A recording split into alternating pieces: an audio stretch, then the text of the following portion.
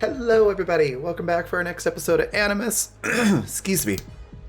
My voice is a little wonky because I've been coughing today. But I'm excited to jump back into this. There's going to be some really cool stuff happening in this episode. So, yeah, let's get into it here in just a minute. Before we do, I'm going to mention our sponsors and then introduce everybody. So our sponsors are Fundamental RPG. It's a simple D20 system. It's not tied to a genre, so you can use it to play high fantasy or sci-fi like this, excuse me, or anything in between. You can pick up physical copies that look like this on Amazon, or you can pick up the digital version or the free quick play guide at coffee.com/raven, like it's spelled at the bottom left-hand corner of the screen. And then Die Hard Dice is our other sponsor. They sell amazing polymer metal dice sets and accessories like the magnetic pop-up dice tower that you can see a bit behind me. This thing's really cool. It fits right into the magnetic dice trays that they have, and you just drop the dice in the top and it drops it out sufficiently rolled. Excuse me. I've actually tested it out with some D20s, and it does a really good job of randomizing the rolls, so it's pretty cool. You can find that at dieharddice.com, and if you use the code FUNRPG, all one word, you can get 10% off of your order. Excuse me. And for the next couple days, so until the end of the month, you actually get 15% off of your order, so that's a little bit of a extra discount, which is pretty cool. And that's it for sponsors, so we're going to introduce everybody, starting at the top left with Jay. Tell us a little bit about Sparky and yourself. Hi everyone, I'm Jay, or Alien Jays. I'm a writer and a game designer, and I am doing things that I can't talk about yet, mostly because I don't want to get the horse before the cart, or however that phrase goes. Anyway, I'm playing Sparky tonight, who is a assassin turned amnesiac turned worse assassin turned worrywart. So they are basically the crew, Anxious Bean, the chihuahua of the group, if you will, and their job is usually to come up with ridiculous plans that sometimes work, and other things that constantly get the crew into trouble, possibly putting them in mortal danger. We've been through that a couple of times. They are currently trying to figure out how to stop something that was based off of what they are, which we can get into later. Awesome. And I mean, it's fine. Mostly nobody's died yet, so it's all good. Mostly. Next, we've got Not Can. for lack of trying. Yeah. Next, let's hop over to Can to tell us a little bit about Billy and yourself. You're muted. Hi, I'm Alex. I'm playing Billy Briggs. I go by Can Chaos around. Billy is Billy's learning about the outside world, and she's starting to realize that the shit she lived through and the shit she grew up with is very not quite the right way that the world should be, and she might she's working on a caffeine addiction, for one thing, and she might be starting to be like on the way to the angry part of things. Yep, I forgot about the caffeine addiction. Next, we've got V. Tell us a little bit about Annie and yourself. Hi, I'm V. I am an artist. I work primarily in digital, with a little bit of traditional sprinkled in there. And if you'd like to take a look at any of my stuff, I have an art Twitter, which is @PepperoDraws, and that's Peppero like the candy. So definitely check that out. And I play Annie, who is kind of like a Robin Hood kind of character. But instead of stealing from the rich and giving to the poor, she spent a large amount of her time stealing from the rich and selling to the slightly less rich. So she would kind of hack into big corporations and steal their sensitive information. And then, put that into hands that could do things with that information. She is the only one of the crew, if I'm not mistaken, who decided to take her memories back. Except for the doctor. Yeah, but that didn't work out so well in their Mostly favor. people didn't die. The late doctor. Yeah. Yeah, she's the only one who had her memories and didn't bite the dust. Knock on wood. But yeah, so she is here on the crew with her little brother, who is looking into making that not the case anymore, and she's a little bit nervous about that, but we'll see how that goes. But yeah, that's me and Annie. Awesome. Next, let's hop over to Hannah. Tell us a little bit about Lev and yourself. Greetings, everybody. My name is Hannah, or Wohannah, wherever I exist on the internet. I'm a part-time human, sometimes creative, and tonight I'm going to be playing Lev, who is a newest addition to this crew. When I was literally hit by the ship in space. And now I'm the doctor. Well, the new doctor, not the dead doctor. We're taking it one day at a time. According to our insurance, you hit us. I was floating aimlessly. That sounds like a you problem. and then careened into the ship. Oh. It was quite comical. Goody, tell us a little bit about Captain and yourself. My name's Goody, and I play Captain. Captain is originally she's an assassination murder bot, but she no longer does that, though she could if she wanted to. And she is just trying to figure out humans. She doesn't want to be human, but she just wants to understand them better, and she loves plants. More than most anything, but even though she's a disappointed mom, she does care about you. I feel that, the loving plants and wanting to understand humans part. I know, right? Same. And that just leaves me. I am Raven. I am the creative director for the Raven Evermore, which is my brand for all the various things that I do, most of which are tabletop related. Basically, I'm a professional storyteller and artist, and I do all the various things that are sort of under those massive umbrellas. And then I play everybody else in the galaxy, including Daisy Thornwood, who is a crew member on the ship. Who is, how to summarize Daisy? She does a lot with computers, really likes to crawl around in air vents, and generally cause mostly harmless mischief. She's pretty fun to play. Last session, we were on, I believe it's Sila's Prime. Yeah. We had Seth and Liam, who have kind of decided to stay here. They're helping the independent mining company here to sort of get organized and kind of have a shot with the business side of things. We had... Sorry, I'm just fixing the audio. It's a little off. There we go. We had Rip have a curious encounter with Captain Tom Stryker at the very end, where they seem to be squaring off to duel, and then there was a gunshot, and then we don't know what happened after that, which perhaps we'll find out the results of that today. And I believe we were basically just kind of waiting for... I forget what we were waiting for. Oh, we were waiting for Alice to show up to take care of Liam and Seth, which gave you all some free time to kind of rest, enjoy being on, an actual planet instead of in the ship, and that sort of thing. So during this downtime, what's everyone kind of doing?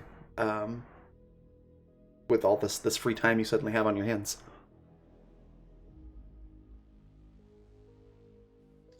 Captain's probably going to be helping around the mines and facility where she can. I mean, Okay. She can lift more than an average human, so she can probably transport things easily for them. Okay. Lev will help with any medical stuff that needs doing, but otherwise probably set up a nice loungy beach chair wherever they find some nice sun, and either be reading or writing. Okay. There is a pretty good amount of sun. The scenery's mostly like We're saying scrublands. yeah, like New Mexico, like the most of the parts of New Mexico and Arizona where it's relatively flat, but there's not a whole lot of Planet side. vegetation or anything. Planet side is planet side. Excuse me. Every I'll take what I single can day, Captain's plant collection has been getting larger. That's Mhm. right. Oh yeah, that's right. Billy Billy's keeps been going out for hours each day and just wandering and picking up plants. That's right. I forgot about that. And Now, putting does putting them in Billy- her pockets, right? Using her pockets to carry them back. Yeah. Does Billy know how to pot things, or is she just leaving them like on a potting bench for Captain to find? Well, no, she's putting them in dirt. I mean, you guys have showed her where the pots are now, so she's not using bowls anymore. I feel like we're gonna run out of pots. They do Very have a lot messy, and here. only like half of, like maybe like a third of them survive. But Yeah. try. The thought that counts. Yeah. Sparky is. You ever just forget your character's name as soon as you open your mouth? Sparky, when they're not resting, which means as soon as Lev's attention is off of them, they have both been going around talking to people, getting an idea of like what these miners have been doing, what if any connections they have, just like digging for information. But other than that, they're also getting some paint and supplies and rigging up some kind of really rickety but somewhat secure hoist to paint a name on the side of the ship. Okay, very cool. As you've been asking around and talking to people, you have gotten some news about the war from people who've kind of been following everything. It's kind of, there's lines are kind of being drawn at this point. So it's not just these couple of corporations are on this side or are working together. They've actually formed like their own faction or army, if you will, in the war. So you learn that there's the Loyalist faction, which is SME and Pillar, and they've been frantically lobbying with the corporate council to kind of restore order, to do something to kind of stop the war. And that's mostly just a neutral faction, which is Pezos and Philcor and the GPF, who are kind of content to just let the others duke it out, and then just figure whoever wins the war will just come back to the corporate council. And then there's the NFA faction, which stands for non-fungible android, which is how they've been their androids with the human brains is how they've been kind of winning. And that's comprised of Vizcoat and Quince, and they're currently getting an edge in the war, but public opinion is starting to fall away from supporting them. But that hasn't really affected them very much. And then you've been hearing some whispers and sort of murmurs and rumors that the independent consortiums are working with the Trash Pandas, and they've been relaying messages and supplies with the folks at Fuel at Mats to kind of make their own faction to try to push the war in different directions to bring the whole system down. So you've been learning a lot about all of that kind of stuff, just from talking and listening to people, and you're able to make that hoist without much of an issue. Okay. I'm also just like, I'm taking names, but I'm also giving my name.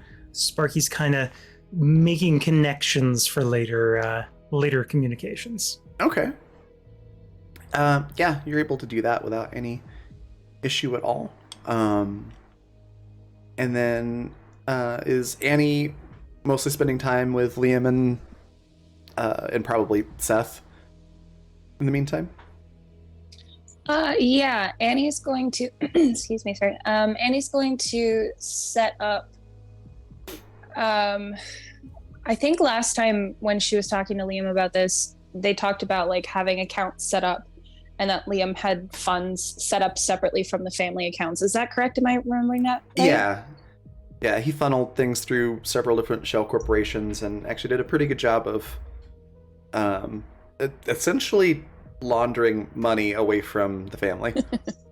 Okay, I think Annie is not that she doesn't believe him or think that it's properly done. I think she would just, be into overdrive, making sure that everything's in place for them.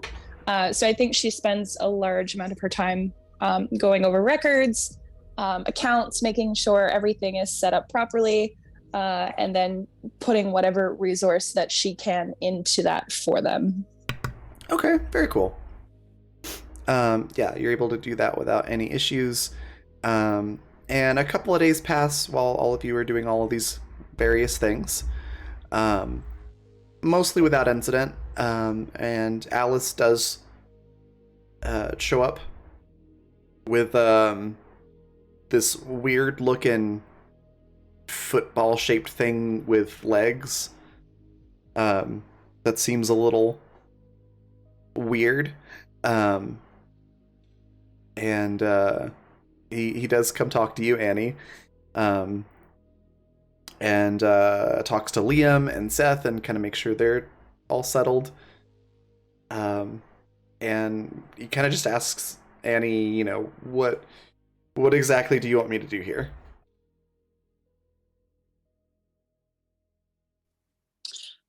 So essentially the thought process behind it is to have, Annie obviously knows that Alice can't stay indefinitely. That wouldn't be fair or, work, but just essentially putting away, a square of time where, anything that Liam and Seth are looking to get their hands into to help them get set up, any connections that Alice can set them up with, like through the Trash Pandas or any of his contacts, things that would make them a little more secure if anything were to happen.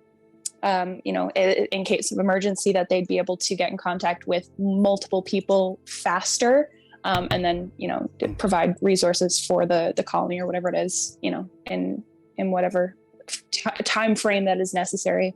But mostly just to babysit them for a little while. Okay. Alice goes to reply to you, but before he can really, verbalize his reply, the little football thing with legs starts talking very rapidly in a very Scooter-esque accent, like Scooter from Borderlands. Similar to that. It explains that's no problem at all, and kind of spouts off a long explanation of how they can get around security systems and make sure that things are untraceable and set up secure communications, and talks a lot about old Skeeter. But I was just gonna say, I feel like there's definitely talk about a dead old man named Skeeter. Yeah, and old Skeeter, we have to be careful about when we talk about it because we don't want to be disrespectful. Yep. Of course.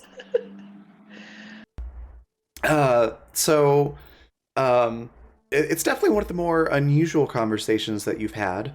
But they and Alice also nodding and confirming seem to instill confidence that they'll be fine.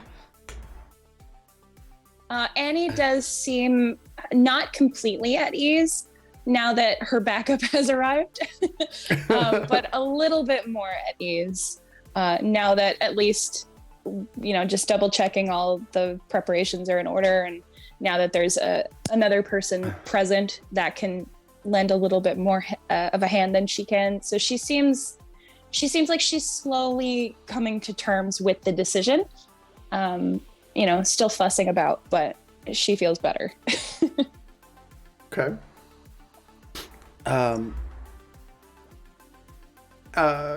Sometime later after that conversation.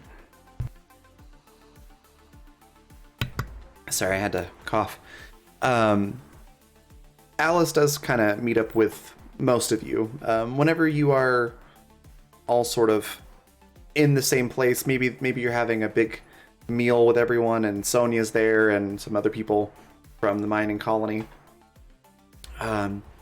He does mention that the Trash Pandas came across some intelligence information that the Loyalist faction had managed to put together some kind of top secret project.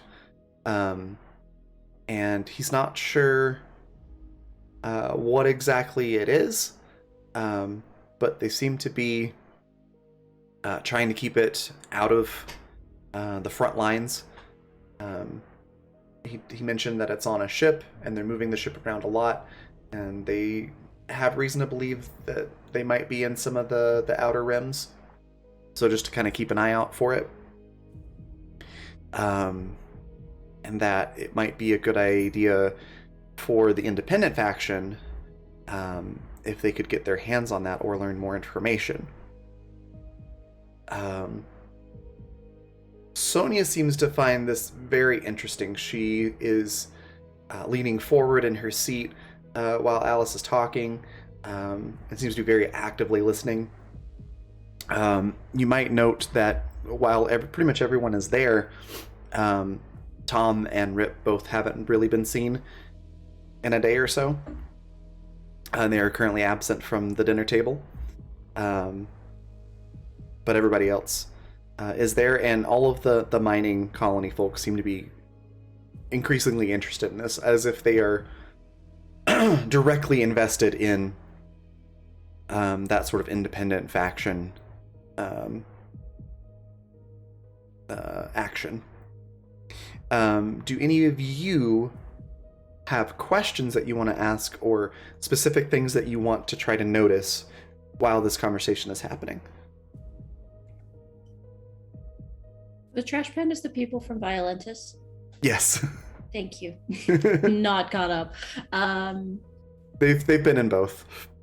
Okay. They're basically the hacker group that also kind of takes pot shots at the corporations. Yeah, they're not the crew from Violentis. Yeah, they're not the crew, but they were that They were in particular it, yeah. group has been in both stories. Oh, okay. Gotcha.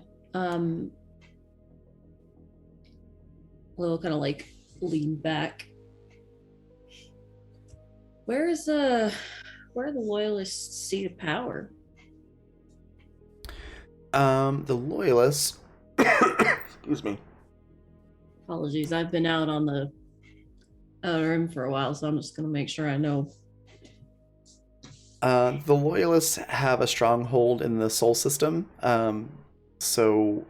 Mostly Luna, which is the moon, a bit of Earth, and they've also got quite a bit of ground in the Centauri system. And then as far as like the rims go, it's kind of like a patchwork. If you looked at a map or a chart, where they've got a bunch of little planets here, an asteroid base there, but the other faction also has a lot of little sort of strongholds and footholds. Are there any spots that look not necessarily like a linchpin, but like they're kind of in the middle of things? Like if you either took one of those out or like busy it or what have you, that it would disrupt the most kind of areas, kind of traffic, like economy, etc. Yeah. Anything you do in the Sol system is gonna impact a lot of trade. Anything on the outer rim? The outer rim, it's more of a resource grab. So if you were to disrupt, any one of a number of little strongholds or footholds, it has the potential of making a big impact on sort of the war out there in the rims, but it wouldn't have a big impact on what's happening in the core systems. How likely? After listening to this for a little bit, speaks up. What communications array are they using for deep space communications? Um, Can we disrupt it? yeah, Alice probably has some of that information, but not all of it. So he sends over some specs on a particular model of broadcaster and receivers, and says he's not sure where those communication arrays are. That's something that they tend to keep pretty protected, but that's something that they could try to find. Because she has two thoughts: either take down the communications array, or render it useless through noise. Like a DDoS? Basically, flood all frequencies with noise. Just straight up noise. Like snow. Like how snow is considered to be a form of digital noise. You can actually get that sound as well. Yeah. It basically just wipes out anything. It basically turns everything into audio mush. Yeah, Alice sort of grins at that and says, I like the way that you think. Then says, give me some time. I can work on something like that. New Skeeter here definitely can help me with that. Billy looks a bit confused about how she says things like, what? Have none of you ever yelled at somebody to get out of an argument? Captain says, I don't believe I've ever yelled. Sonia on the other... You don't need to. Yeah. It works really well, though. Sonia on the other side of the table goes, I usually just yell to end the conversation. Usually when I yell at people, they just stop talking. Exactly. And Billy's pointing that, exactly. They try to talk on the radio, we yell at them. So nobody can hear what the hell they're saying. Wouldn't they just switch to... Not if you're doing it on all bands. You would have to do it from multiple places then, because if they find out where it's coming from, they could just take out whatever's disrupting it. True, but if you do it all from a whole bunch of different ships, you have a lot more point space. From planet side. Yeah, that too. I bet ground-based transmitters have a lot of power.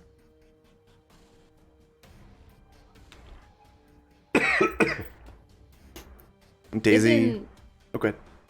Given that it's Pillar and SME, how likely do we think that this new power thing, whatever, is just the same shit that the other two are cooking up? They're also pharmaceuticals and mining more than technology, but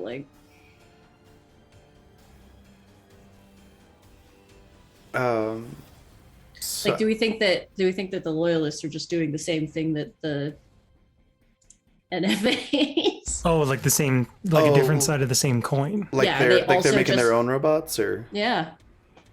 Just trying to figure out what a pharmaceutical company and a mining company consider.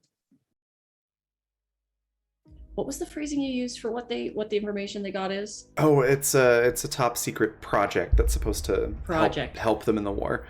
So they don't know if it's a defense system or a weapon or what it is. It's just they're working on something that's they're going through a great deal of trouble to keep hidden. If Visco and Quince are using technology and cloning, wouldn't the other two use their strong suits? Pharmaceuticals? I mean, finding a way to shut those down? You certainly could use pharmaceuticals or some form of medical knowledge to shut down a brain.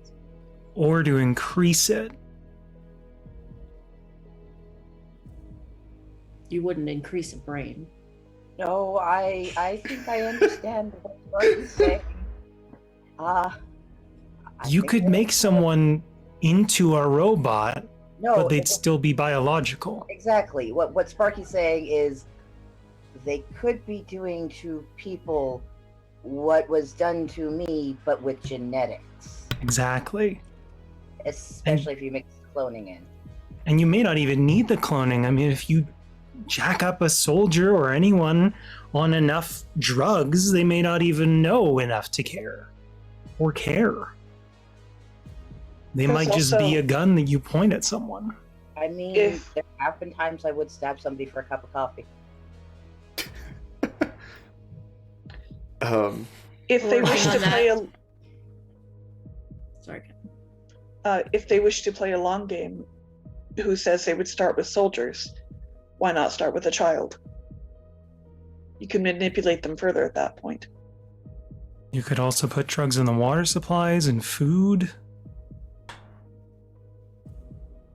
It's a Everybody longer process. at this point, everyone at the table just has this sort of horrified look on their faces, except for Alice, who's just sort of has the contemplative finger pyramid and is sort of leaning forward on the table and just nodding along like, yeah, that could be it.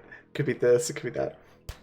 And eventually, as more and more speculation happens and it becomes a little bit more and more fantastical, as those conversations tend to do, he kind of just chimes in and says, it could be any one of those things. We really just need more information.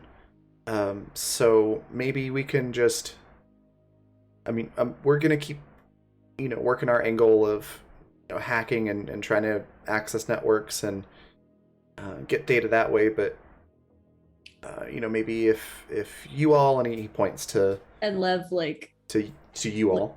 leans in, is like, "You're looking for a ground team."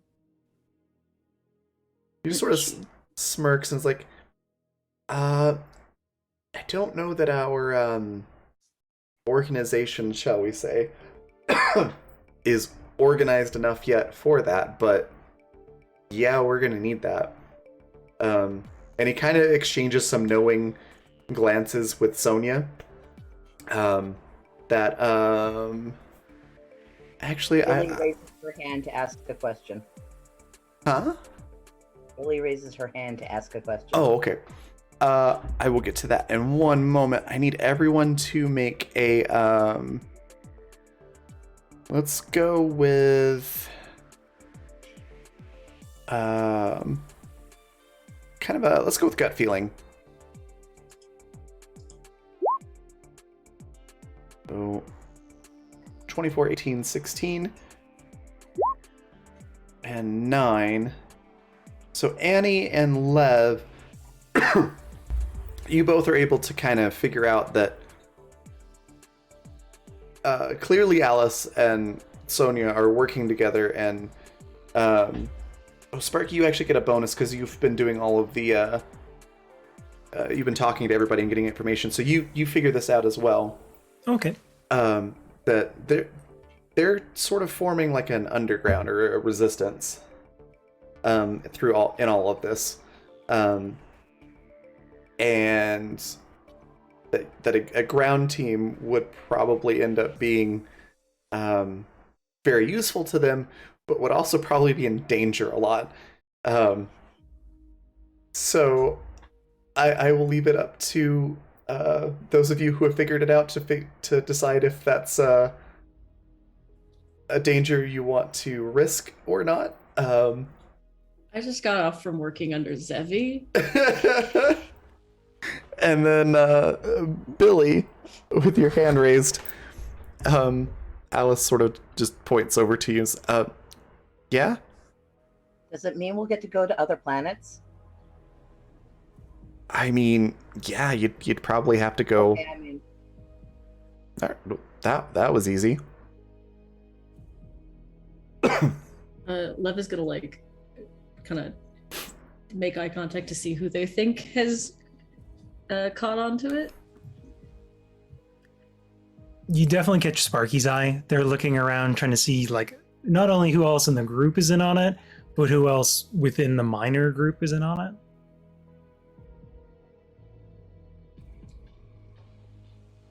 in the mining group, it looks like just about everybody at the table. So all of the like upper and middle management people for this little mining colony are clearly all on board and have horrible poker faces. Cute. Like, probably gonna bring it up when it's just the crew later. Okay. Captain remains unreadable. Can't tell if Captain has seen what's going on or not, but that's probably normal. Captain's like one of those car dashboard computers. You got to plug something in to even get an error code. Oh my Yeah. goodness.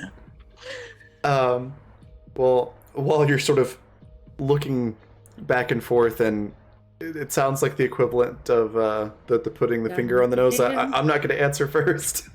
And he looks at me. Yeah. He's literally just about to type that in the chat.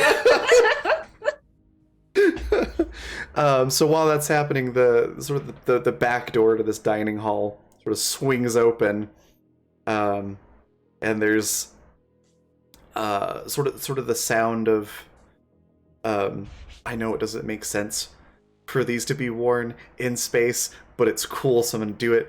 You hear spurs, you know. Oh, God damn it.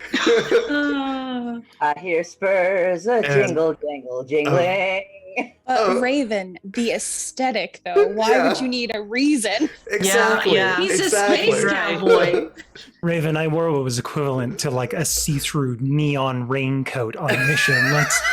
Let's just drop all the premise. I mean, fair. That's fair. Aesthetics, thank you very much. But yeah, a very disheveled looking Rip Where the heck have you been? comes walking and goes, "Well, I'm in." Like, I've been around. Where have you been? Skulking in doorways? You look like shit. And that's when Captain says, "Have you seen Mr. Will?" He just looks at you with a confused look. Do you mean Tom? Certainly. This is... I thought his name was William for some reason. No. That would be Will Strader. Wait, no, what? The character named Will was a big part of the inspiration for that character, yes. That's probably right. Okay. Yeah. So he's like, Tom. Doesn't ring a bell. He's I saw you speaking with him. clearly BSing. He just clears his throat and says, anyways, about this ground team.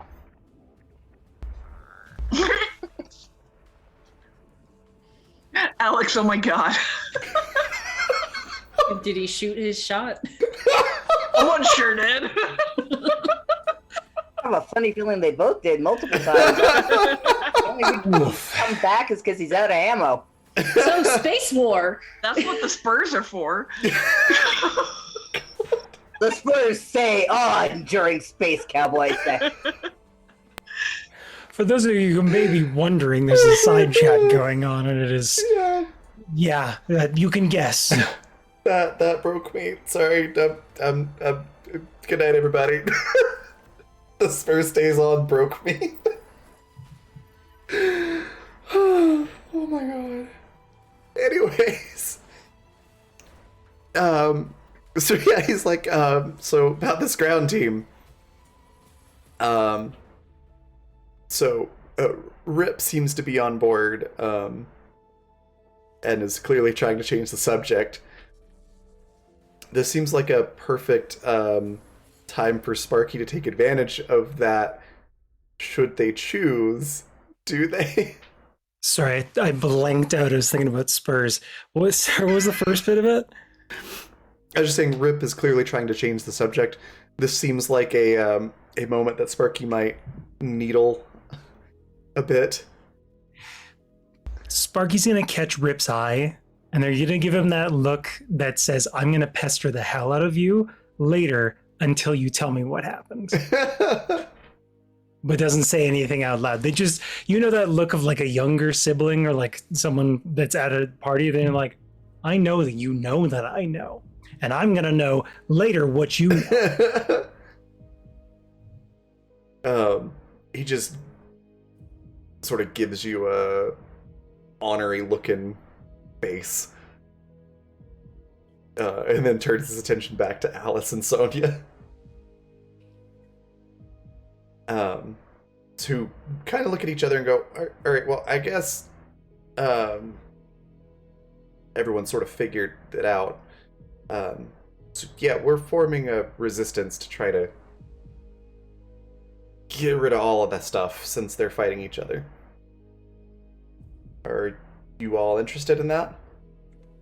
That's pretty dangerous. I'm in. All right, so that's 3. And then he looks I'm gonna stick with the crew also, though. So, like, if they're not, that probably is gonna be a bit of a deal breaker. But also, I have no issue with forming the resistance. However, I will not force any of my crewmates to do so. I'm also gonna follow Captain, so if she says yes, then yes, but also I say yes. So then he looks to Sparky and then to Annie, and gives Annie sort of a huh kind of look. Annie manages her most exasperated look. Just the absolute worst she can manage. Rolls her eyes and says, well, you know, I can't let everybody else go and get their asses beat if I'm not there, you know, like it's very much a, well, I guess, you know, that's just, yeah, she's it. I love Sparky lays a hand on Annie's shoulder and is like, that's really kind of you. I'm really honored just to have you in my presence, you shithead. And like slaps her on the back playfully. She's just like, yeah, but you love me. So what are we gonna do?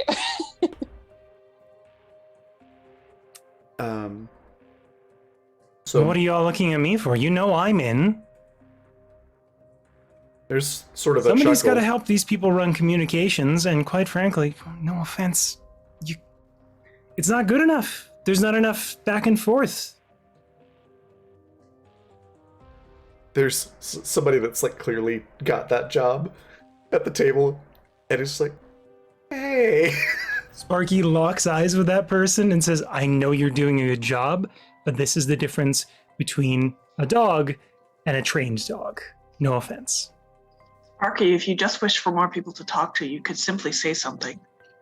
I did. I have been the whole day, Captain. I've been busy. I just Can picture confirm they this have like not. unspoken. I just picture this unspoken like trail off to the sentence where like this is the difference between a dog and a trained dog, and you're just a bitch. Funny you should mention that, because the guy's just sort of it's not really said to Sparky, but just at the end, he's like, wait a minute, either way, I'm a dog in this scenario. And he's like, I don't like that. Well, that sucks, because you're going to have to bite the hand that feeds, kiddo. He just sort of keeps muttering and goes to eating to, try to distract himself. Captain says something along the lines of, humans like dogs very much. They find them valuable companions. You are a valuable companion. He's just sort of like, it's too late. he's just decided he's going to be grumpy about it now. Oh no, Captain knows it's a garbage thing to say. She's going to do it anyway. But Alice and Sonia, you start pulling out some information on tablets and things, since it's like, okay, well, they're all part of this now, so you can know this information. What they have. I'm just imagining a pamphlet's like, so you want to join the resistance? Actually, really kind of like sat back and is kind of looking thoughtful now that this all seems like real thoughtful, like unusually thoughtful for Billy. Sus. I have concerns. All right. Does Billy share with the class, or does anybody notice Billy being more thoughtful than usual?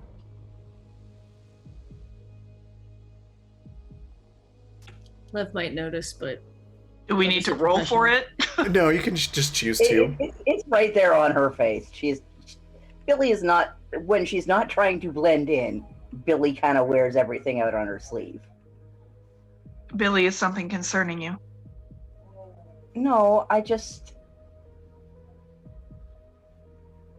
Can you make communications that could explain to someone like me that may have power to get out of that situation? To an extent, yes, but it's the same of any situation. A person leaves when they are ready to leave. Well, yeah, but I didn't know we could leave. Sparky's gonna have a knowing look at Rip, and just say, "I think I can help with that a bit." Because I know a good way you could disrupt the supply chain. I would imagine a strike of the miners would be a very big thing. Less strike and more, I'm thinking, why should the companies get to own it anymore? Well, it would not be the first thing we have unionized. Alice just has like a big grin on his face, because that's basically everything the Trash Pandas have been doing up to this point has been basically a war of propaganda, trying to get people to kind of get out of their little bubbles. The corporations kind of brainwash people into staying in. Says, oh yeah, we can definitely do that. We're gonna have to figure out the most effective ways to get it out there, but the openings are there now that this war is happening and people's lives are being disrupted, and they're not stuck in the status quo as much. I hate to say it, Jay, but that's like exactly the sort of propaganda that Billy kind of is pretty sure would work. Yeah. Billy's like, well, let me know kind of when you've got in on the communications, because I can kind of show you the places it'll be noticed. If you want, at least noticed by people not in charge. Yeah. Because we'll work on that. The official message boards, but nobody ever uses the official message board. You want to get it going through the pipeways. Okay. Yeah, that'll be really useful information. We'll talk. Captain says to Alice, "Now I'm certain you are a intelligent, prepared man. This is an expensive endeavor. Do you have the funding?" We're working on it. One thing about a group of hackers is we're really good at acquiring funds creatively. And Daisy, who's been mostly quiet this whole time, just sort of listening in, sort of laughs and goes, "Yep." Which I think everyone except for maybe Lev and maybe Billy knows that Daisy stole a kind of a ludicrous amount of money over the course of this campaign. So Billy's yeah, like not sure where they get all their money, so that tracks. yeah. So Alice says, so that'll help, but yeah, we're gonna have to. Well, how to put this delicately? Hardy har some of this. Might I suggest a sponsor? Wait, we're gonna have to throw a party? I believe he's referring to pirating.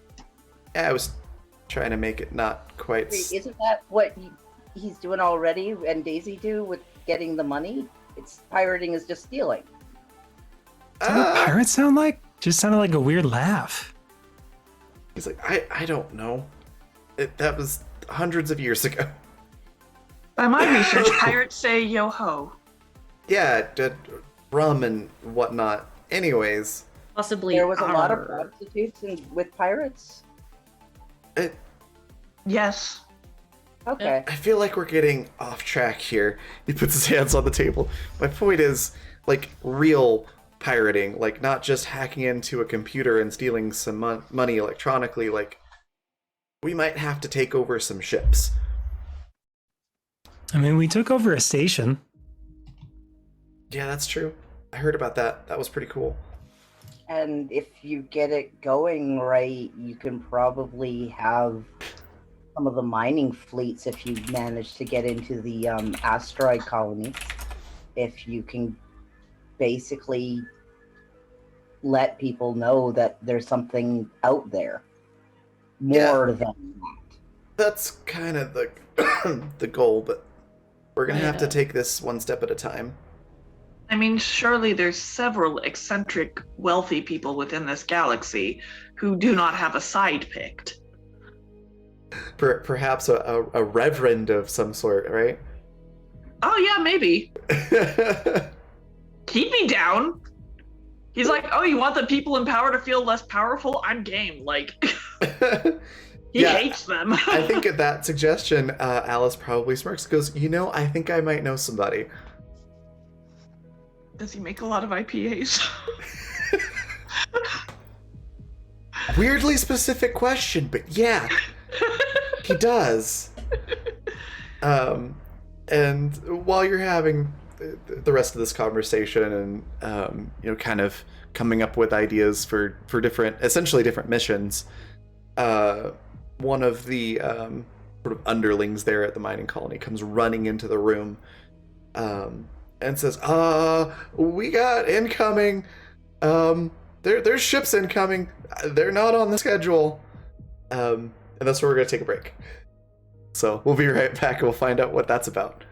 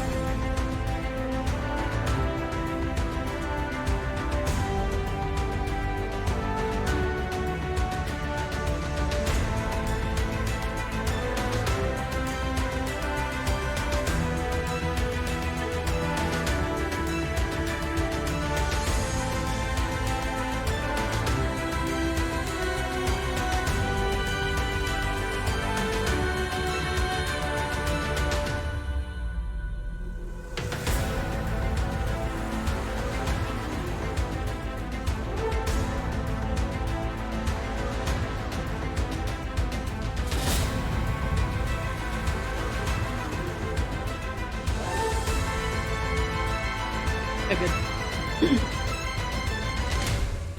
All right, we are back. There we go. And sweet, I did put everybody right back in the correct spots on Zoom.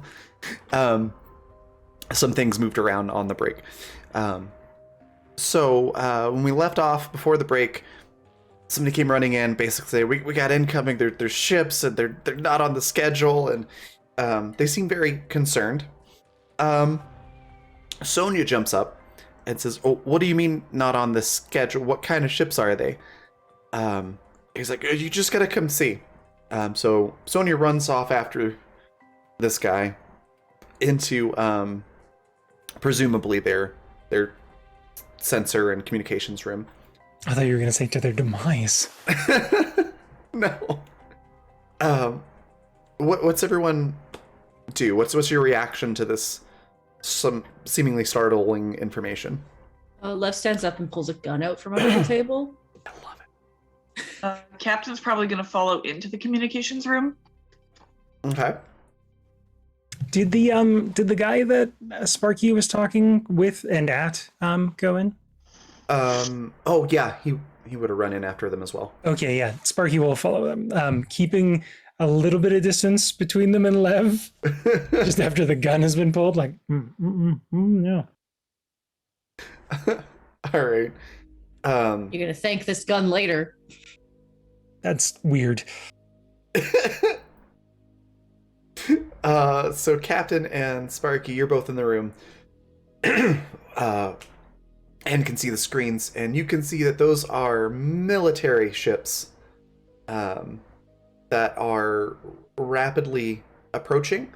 And let's go with I think we're going to go education on this one from the two of you to see if you can decipher a couple of things. 23 for Sparky. A 23 for Captain. So, with a 23, you can tell that these are clearly two different faction ships.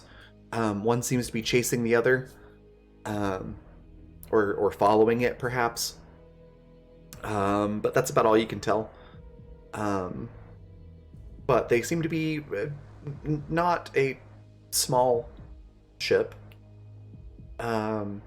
And they are headed straight for the planet. Are either of them like armed? Do they look like warships? Do they look like They are passenger? definitely military armed Like vessels. combat? Vessels, yeah. Captain's big? going. Oh, Sorry, just like as big as our ship, bigger. Both of them are bigger than your ship. The one in front is a little bit smaller than the one in the back. Captain's going to say, anyone who can get to the ship, get to it now and arm it. Billy is going to run for the ship, and can I add my augments into that? Yeah, you don't need to roll for that. You can just run really fast to the ship so you get there first before everybody else. Sparky will bolt too. And Captain also will going too. to ship. Okay. Daisy's running behind as well. And Rip is probably about at pace with you, Sparky. Running to the ship with his gun drawn. Is Annie running to the ship? Sorry, I missed the first part. Did you say anyone was staying, or is everybody going? So it looks like everybody's running to the ship. Captain just said run to the ship and arm it. Like, Yeah. Okay, is Cap going too? yes. Oh, Annie's going to stay to have one contact with Sonia's group, so that at least there's some communication back and forth, some quick stuff. So. Okay. Then in that case, Sparky, Billy, Captain, Lev, Daisy, and Rip, excuse me, you all make it back to the ship. Billy gets there first. Billy, is there anything specific that you wanted to do before everyone else got there? Or are you just wanting to start prep? She's just starting prep. Just straight up. That's what the captain asked for. She's getting the ship up and like engines on sort of thing, getting it already up to go so when people get there, they can assume their positions. Captain is going to attempt to hail. Okay. Who are you trying to hail? The first one that's being chased? Okay. What is your there's an answer, but what's your opening message? Like what do you broadcast to try to get them to talk to you? This is the Quitodian Lance from Planet Side. What is your identification, Space Shuttle? There is a response. The audio is a bit distorted. It sounds like perhaps they've got some damage to their ship. You can hear the sound of klaxons going off in the background, and excited voices sort of barking back and forth at one another, ship operation type stuff. But the voice says, "This is the LS Durango. We are under distress and being pursued. Please identify." Who's LS? Do we know who that is? I don't think Sparky's really had a chance to talk about it too much yet, but Sparky would know that the Loyalist faction, like they've started just calling themselves by the faction name instead of separate militaries. So presumably that's Loyalist ship. A loyalist ship? Here's the question: am I on the bridge while listening to this? That's up to you. Yeah, I don't know that I would be. I think I'd be getting either the guns or something else ready on the ship. Okay. Then, there's no one there to answer that. So does Captain actually vocalize that? Ship, this is a neutral space. What is your intention here? I don't think it's neutral anymore. Our intention is to, and there's just noise that is on the other end. They don't really. Who is your pursuer ship? There's just static on the other end. Captain's going to say over the communications. Ship being pursued is a loyalist faction. They seem to have taken heavy damage and can no longer offer communication. Excuse me. Level say back. Loyalist ship sounds mighty handy for what we're going to be doing next. Why don't we let the first one... Well, why don't we let the second one damage the first one enough that it comes down so the miners can deal with the crew and as necessary while we take out the other one? That's a really big ship. We could do it, but it's... The damage it could inflict when it lands is massive. It'd be like a meteor hitting the planet. Yeah. I'm going to hail the second ship. Okay. Before we get to that, one thing I wanted to mention before, as everyone was getting into the ship, that I think you will particularly enjoy. As you are running to the ship, you can spot Captain Tom Stryker, getting into his ship, and I'm not going to make you all roll for it. You just see it. You catch a noticeable look between Tom, which looks kind of smug, and Rip, who just seems to roll his eye begrudgingly. Sparky is putting that away in a lockbox. That's coming in handy later. Billy looks at us like, okay. But they do exchange a knowing look at one another that seems to be rather friendly. Before Rip runs onto the ship. Excuse me. So you said you hailed the second ship. What's your opening message? Same as before, Quotidian Lance. addressing the starship, what is your designation? There is a little bit of a delay before there's an answer, whereas the Durango, responded immediately. They kind of make you wait a little bit, and the Rude. line, the line comes on and says, "This is the NFAS Nesbit. Please identify yourself." Wait, is that where Vacation Grandpa is? No. I don't think so. Yeah. Although it is making me think of Toy Story. Yeah. I actually picked the name because of Galaxy Quest. Oh, It's the- yes, that would do it too. The actor's last name. Ship Nesbit, this is a neutral planet. What's your intention here? Although oddly enough, that is Tim Allen also. You're not wrong. Yeah. Sorry, say that one more time, Goody. Nesbit, this is a neutral territory. What is your intention here? There's a little bit of a delay again. Why are they so rude? Because they're the bad guys. Oh, wonderful. They do respond and say, "This is no longer neutral territory. We are engaged in military operations. Please identify yourself, or we'll be forced to open fire." Goody just goes to not Goody. Captain goes to the communications and just tells everybody on the ship, open fire on the second ship. Okay.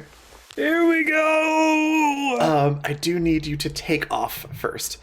So I will need a fancy new skill pilot roll. Oh, fuck, I never reallocated. Okay. If you need to take a second to move some skill points around, that's fine.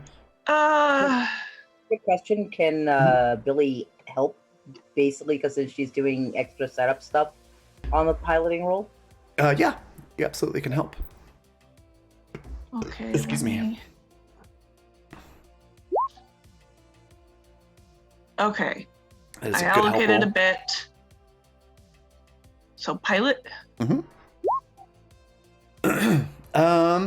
Since that's pretty decent, and since we're still making some changes to the skills, I'm just gonna say that succeeds. Excuse me. And you're able to take off. You also can see Tom's ship sort of following you, and a couple of other smaller ships. They're mostly like little freighters and things like that, but they've had some weapons put on them. And yeah, you start heading towards the Nesbit. As you do, the Durango is rapidly approaching you. You can see now that there are some flames coming off the back of it. It's definitely got some significant hull damage. Billy is messaging Sonya on the ground via the communications real quick and being like, ground control, prepare for a possible earthquake. Brace for impact. Basically, yeah, brace for impact. Sorry, that would There- be a better word for it. There's a pause, and I was like, impact? What impact? Big ship coming down. Oh, this is not good. Does it look like it's going to be able to land? Define land. That tells me all I need to know. Slow its descent in any meaningful way. They're going to experience some slight turbulence and then maybe explode. Good. Oh, okay, great, wonderful. I think we can do to help them? Frick.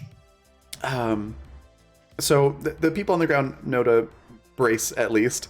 And I think we're going to need some turn order here. So let's go with swiftness rolls from everybody.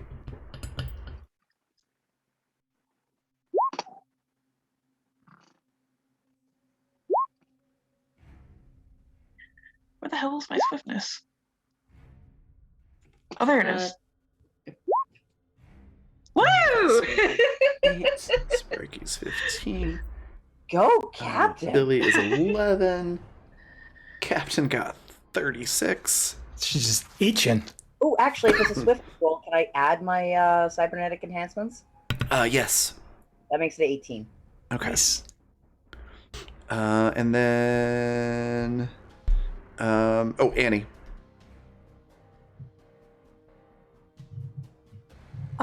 Did you still want one from Annie? She's not on the ship. Yeah, just so I can kind of keep track of who gets to go next. Okay. In case there's stuff that you want to do on the ground. Where the heck is swiftness? Where is it on the character sheet? Oh, I got it. It's the huge button that says swiftness on it. I had It's the a same little problem. hidden. It's okay. All right, so we've got Captain, then Billy, then Sparky, then Annie, and then Lev. Is Tom not participating? They're just kind of on their own turn order thing. Fair enough. I'm gonna have you all go, and then I'll have the NPCs go. Okay. So first up is Captain. What would you like to do? So now, am I in the line of being hit by the Durango? I mean, Or do they're coming in your general direction. They're not like trying to hit you, but they don't have a lot of maneuverability at the moment. They just But can I easily get out of their way? just a pilot roll to, yeah. God, my piloting's so bad. And I will make the DCs easier for this episode. 17. Yeah, good enough. You're able to roll the ship out of the way, so that they're not going to hit you anymore. But they just hit Atmo, so you can kind of see the ship sort of jarringly shudder as that sort of flame wall starts to build up on the underside. And depending on the angle that they hit Atmo, it might actually slow them down enough to not fucking wreck the planet. They do seem to be pretty invested in not blowing up the ship, so... Imagine that. So yeah, you're able to do that. Is there anything else that you want to do? I know you already said fire on the second ship when you're in range. Can I see the second ship? Not quite. Like, you can see it on sensors, but you're sort of climbing up through the atmosphere. Okay. And then the Durango just hit the atmosphere, and then the Nesbit's still in space. Question, on our new ship, did we reinstall the railgun? We did. Mm-hmm. And Good to Sparky is on know. it. Good to know. And we also have another... Did we have Yeah, like I think a we just have like a missile? cannon or a missile Yeah, or something like that. Yeah, was it wasn't it the missile defense system or something like that? Or was that the That's point right. We have a defense missile. system. Yeah, point defense system. We also have a light cannon. That's what it was, Right. light cannon. And then the railgun. Yep. Because we need our railgun. We do. It's how we take out buildings. Conversation starter. Hi, I have a large railgun pointed at you. You will stop doing what you're doing and talk to me. Sparky's gonna send a message to Captain asking to get the ship not necessarily in like parallel with the oncoming ship, but enough that we are looking Down on them? Yeah, Oh, like that getting was the my most plan. of them. Good. Buddy, that was my plan, to get above them. Not even above them, but I want to get them in a way that our railgun has the chance to pass through as much of the ship as possible. Yes.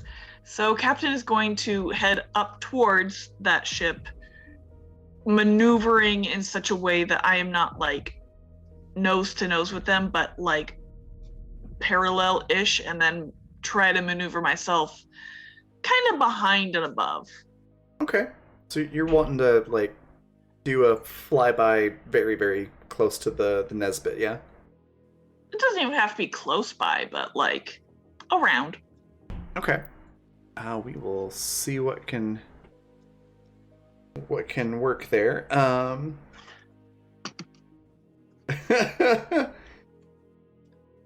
Oh, I just saw that in Zoom chat. That's really... God damn it, V. Payback time. It's entirely unintentional, too.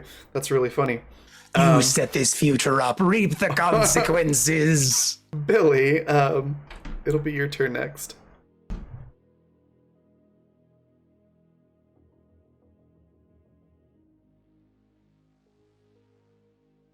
My turn. Yeah, Sorry. what would you like to do? Sorry, brain just absolutely went. Billy is actually going to be trying to do some like micro piloting to make sure that we don't get shot, and is basically trying to run as many of the sensors as possible so the Okay. captain can focus on getting us into position. All right, let's do a computers roll for that. Trying to do what she can, because this is not necessarily her forte area. Not bad. 18. Okay. Yeah, you're able to help out to make things a little bit easier for Captain to pilot the ship and kind of know where debris is coming, into the atmosphere from bits of the Durango that have fallen off and things like that. You're able to do that pretty well. Is there anything else you'd like to do? At the moment, no. Actually, this is like the best thing Billy can do because she's able to keep up with it, and yeah. Okay. The next is unless she can start like helping with the powering up of the railgun from up here. Yeah, you can start. I was gonna say stuff like that. Sparky's probably already got most of it, but you can definitely help like the flow of it. Like helping reallocate some of the power so it kind of like gets powered up a little bit faster. Yeah, you're able to do that. So everything comes online a little bit faster. So hopefully it'll be ready to go by the time you get into range of the other ship. Kind of what's supposed to happen in a bridge instead of one person running everything. Yeah. And then Annie, is there anything that you want to do on the ground? I don't think there's anything pertinent that she needs to do at the moment, so pass on me. All right. Lev, what would you like to do? Sparky's before me. Oh, yep, sorry. Sparky. It's all good. Can I, since we're not in line yet, I assume? You're kind of lined up, but it would be very difficult to make a shot from here because you're still in atmosphere. Yeah. Sparky's gonna take this turn to basically aim, just to kind of just to map where the ship is going, get the trajectory right, and figure out like right when the right moment is to shoot. Okay. Either, to give a bonus or to remove a negative, even if they have to shoot an atmo. Kind of bank the shot. Okay. Yeah, let's see. That'll give you like a +2 to your next attack. Okay. And yeah, Sparky will send the already here to Captain. Just let me know when. Nice. Yeah, and then Lev. I'm assuming there's not like too much for me to run on the ship itself.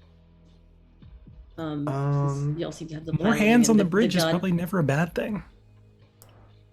That's true. There is the light cannon that I don't think anybody's manning at the moment. It's fucking man a cannon then.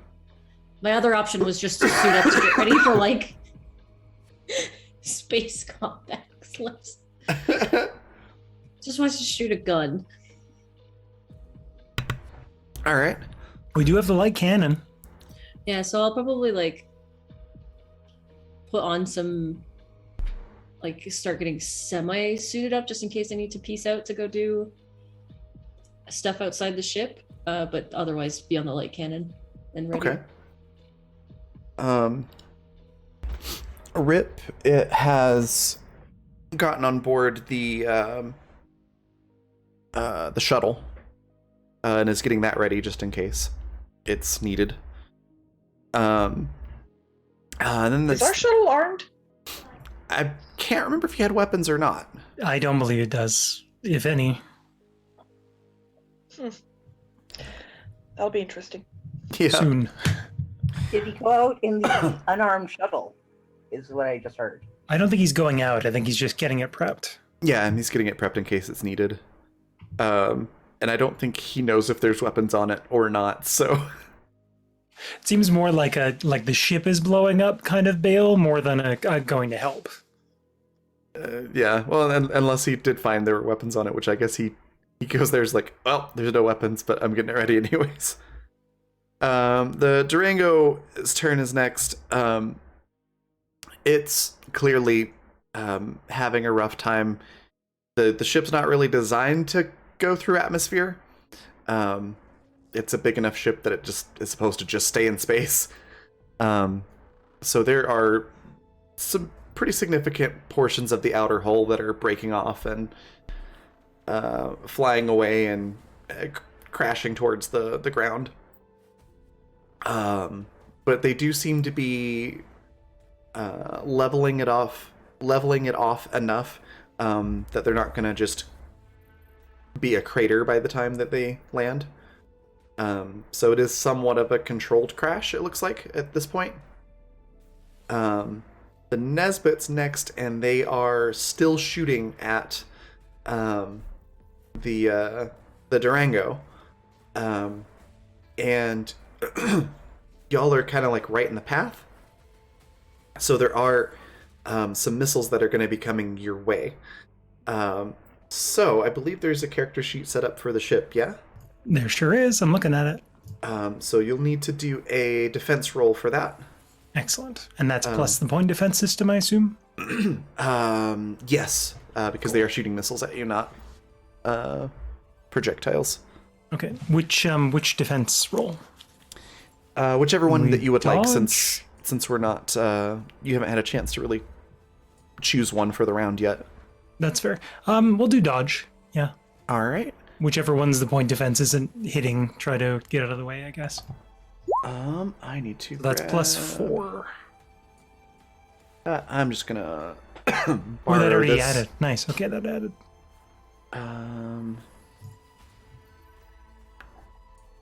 Let's see here. I'm just gonna borrow this for it. Okay, cool. They rolled very poorly. That was a 3. Yep. Oof. So yeah, and they weren't technically aimed at you, so that kind of tracks.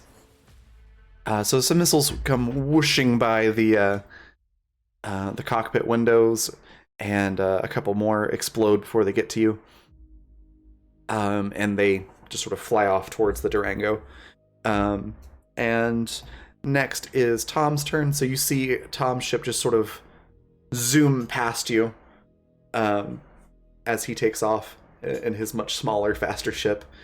And if anybody happens to be looking out the window towards his ship at that time, you might see him like wink and finger gun through the cockpit windows. Captain sees it. She's not amused. And yeah, he's just flying towards the Nesbit. Which brings us back up to the top of the turn order with Captain. Okay, so now whereabouts am I? You are currently on the bridge, and the ship is almost out of atmosphere at this point. Okay, am I behind the baddie ship? The Nesbit's still in space, so you're not behind them yet. Okay. We're kind of in front of it, though, which works the same way. Yeah, you're currently in front of it. Do you think the railgun would work without the benefit of gravity pulling downwards? I mean, as long as the gun itself is clear of atmosphere, it should work. And also, it's a magnetically accelerated particle, so yeah, fine. So, are we clear? I think we're like just almost. Almost. I mean, you can still take the shot from here. It's just it's a little bit more difficult to hit because it's got to deal with some pull of gravity from the planet and also air that it's impacting before it gets to the target. So it's a little bit like trying to shoot an arrow into water. Not undoable. Or the difference between shooting in like a windy day versus a non-windy day. Yeah. So it's not impossible by any means. It's just you're not in optimum firing position. So if you wanted, you could like move us a little bit further until the gun's clear of it. That's up to you. I'm gonna keep moving further because I want to have optimal. We're also kind of playing chicken with them at this point. 100%. And that's kind of scary given our reputation. Androids don't feel fear. But yeah, I'm just gonna keep going. Okay. Sounds good.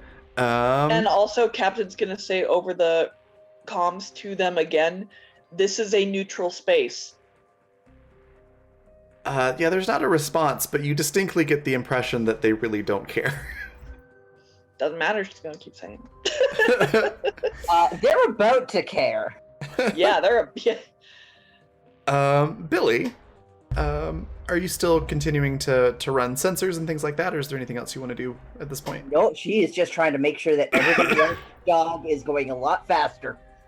All right, Sparky. As soon as we're clear of atmosphere, Sparky will ask Captain, can I take the shot? All right, that'll be next turn. You'll be clear of the atmosphere. Cool. If they get too close within that spread, Sparky will just fire. Okay. So fingers on the trigger, they're just kind of waiting either for Atmo break or the last moment. Gotcha. And then Lev, is there anything else that you want to do before the ship breaks atmosphere? The light cannon won't work out inside it as well. Same kind of. No, it'll work. It's just it's a little bit more difficult to hit. Yeah, I don't really think I have a whole lot of shooting. Which is hand holding a gun shooting points. Yes. It's not dissimilar.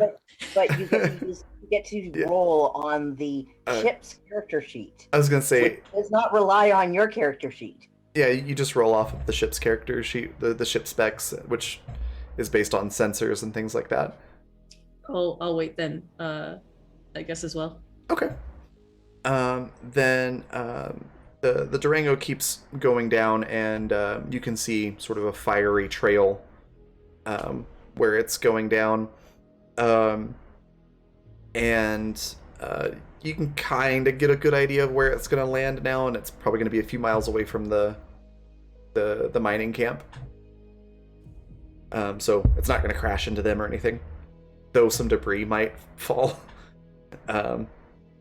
And the Nesbit seems to have stopped moving forward and are holding place kind of in orbit, but they are continuing to fire missiles.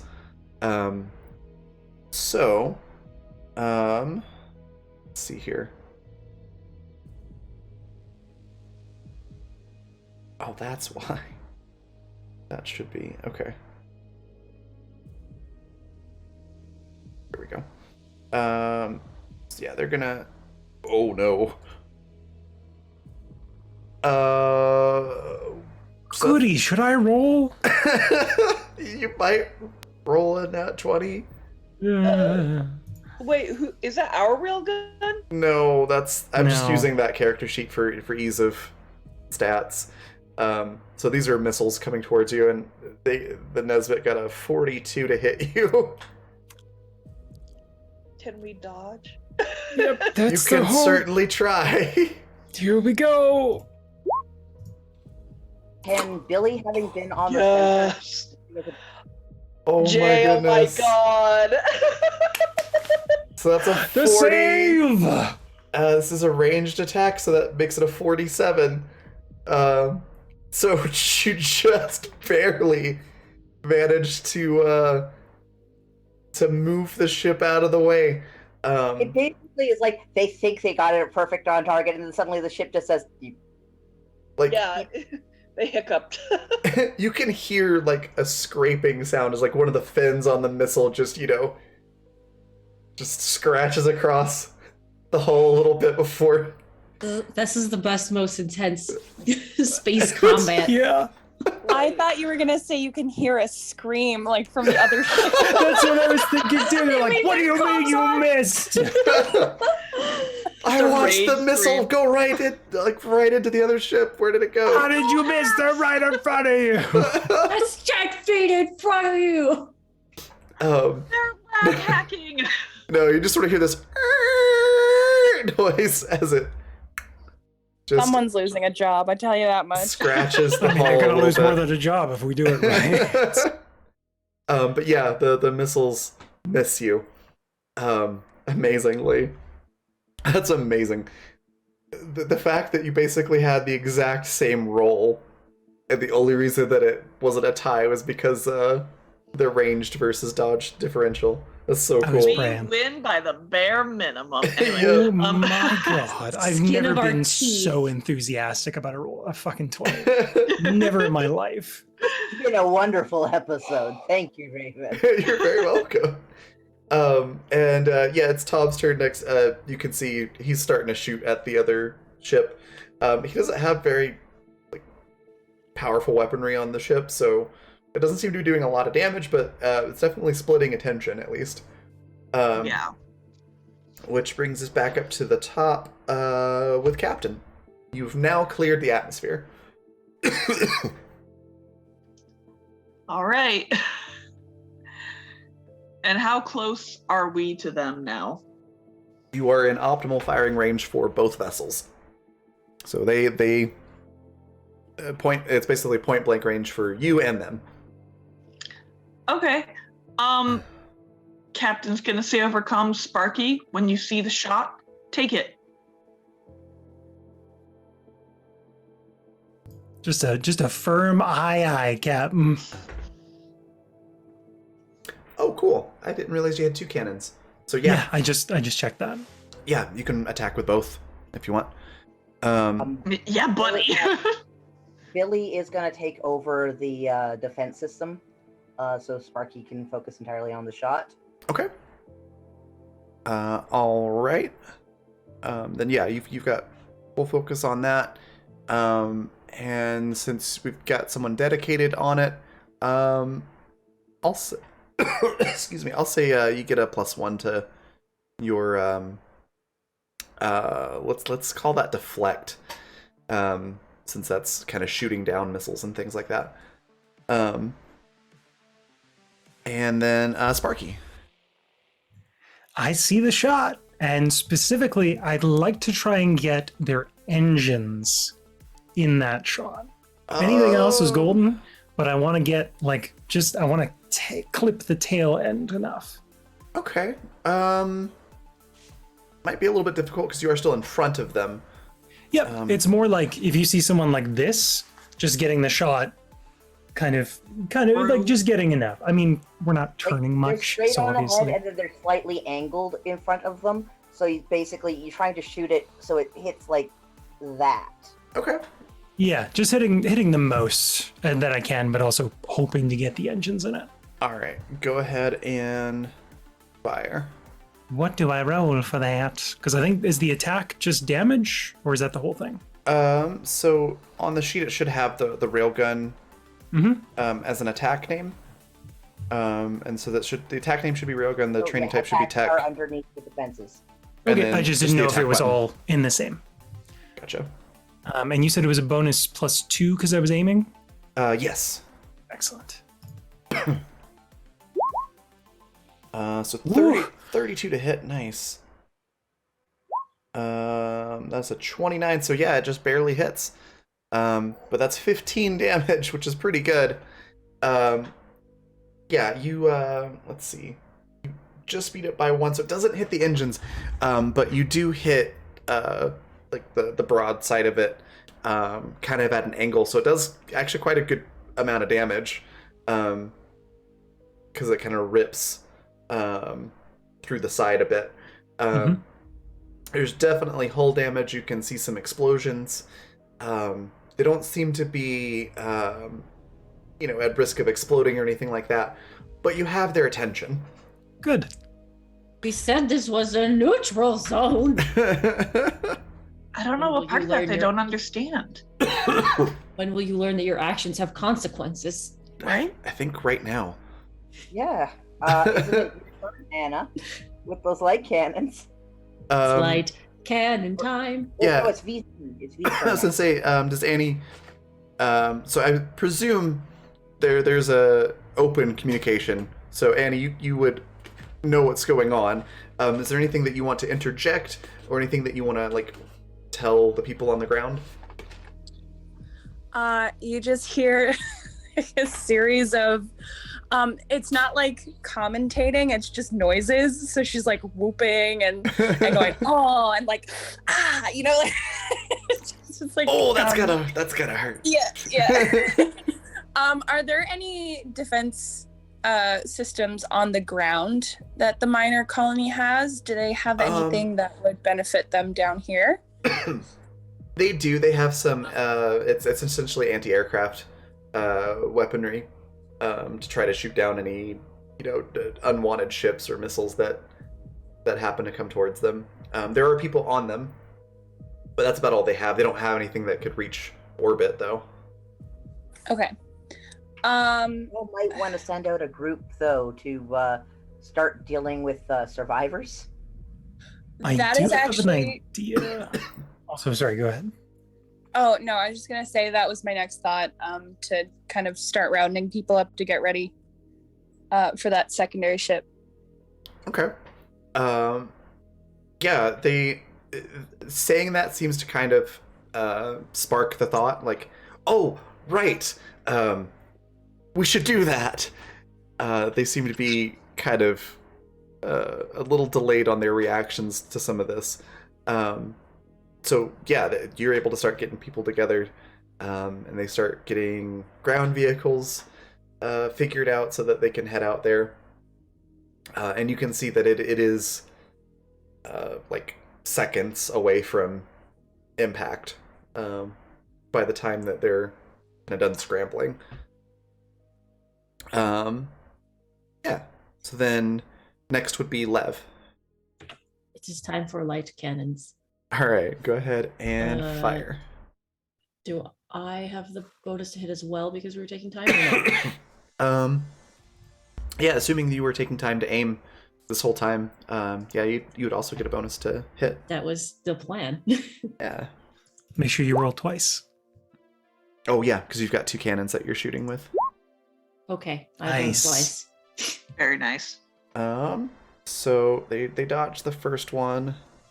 Roll less well for the second one, please. Matched. So you'll need to roll an attack again, and then I have to roll dodge again.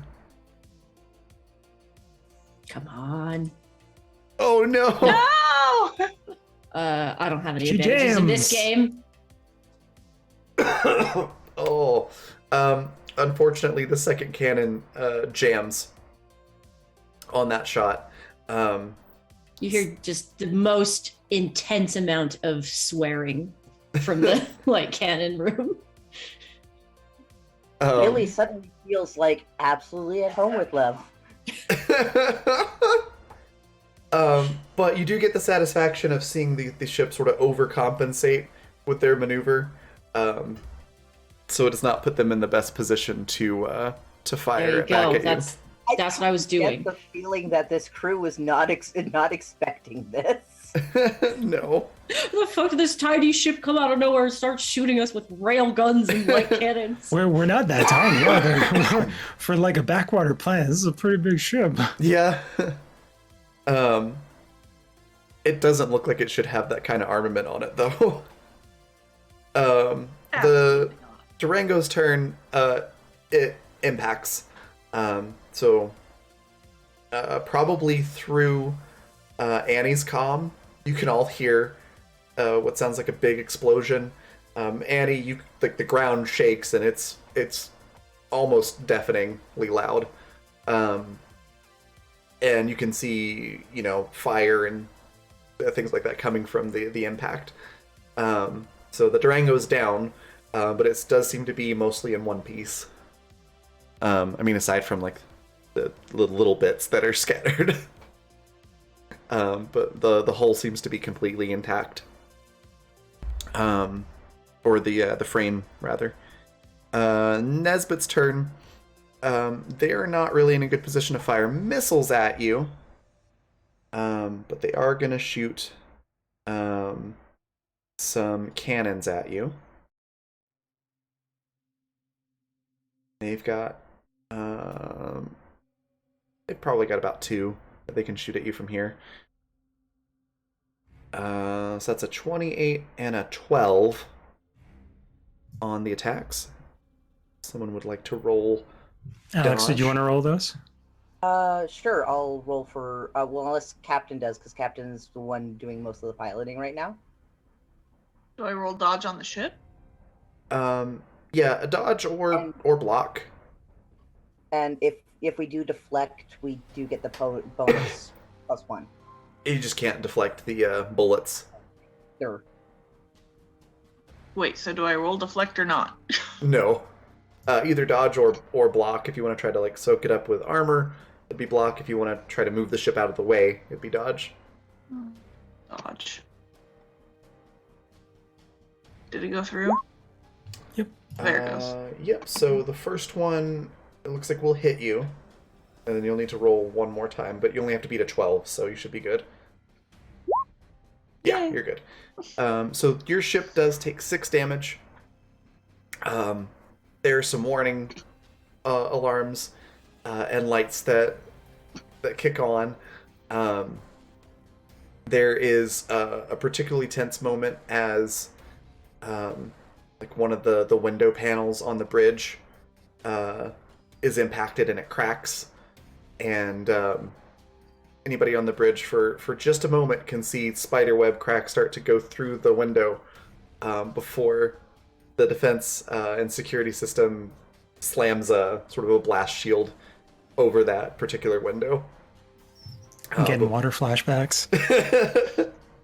If Billy has the chance, she's going to run over with some sealant for it, because that's actually something that you do. You can just inject sealant right into the cracks.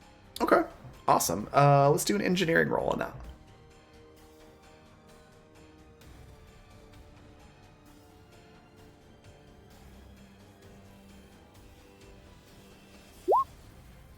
Nice. So 22.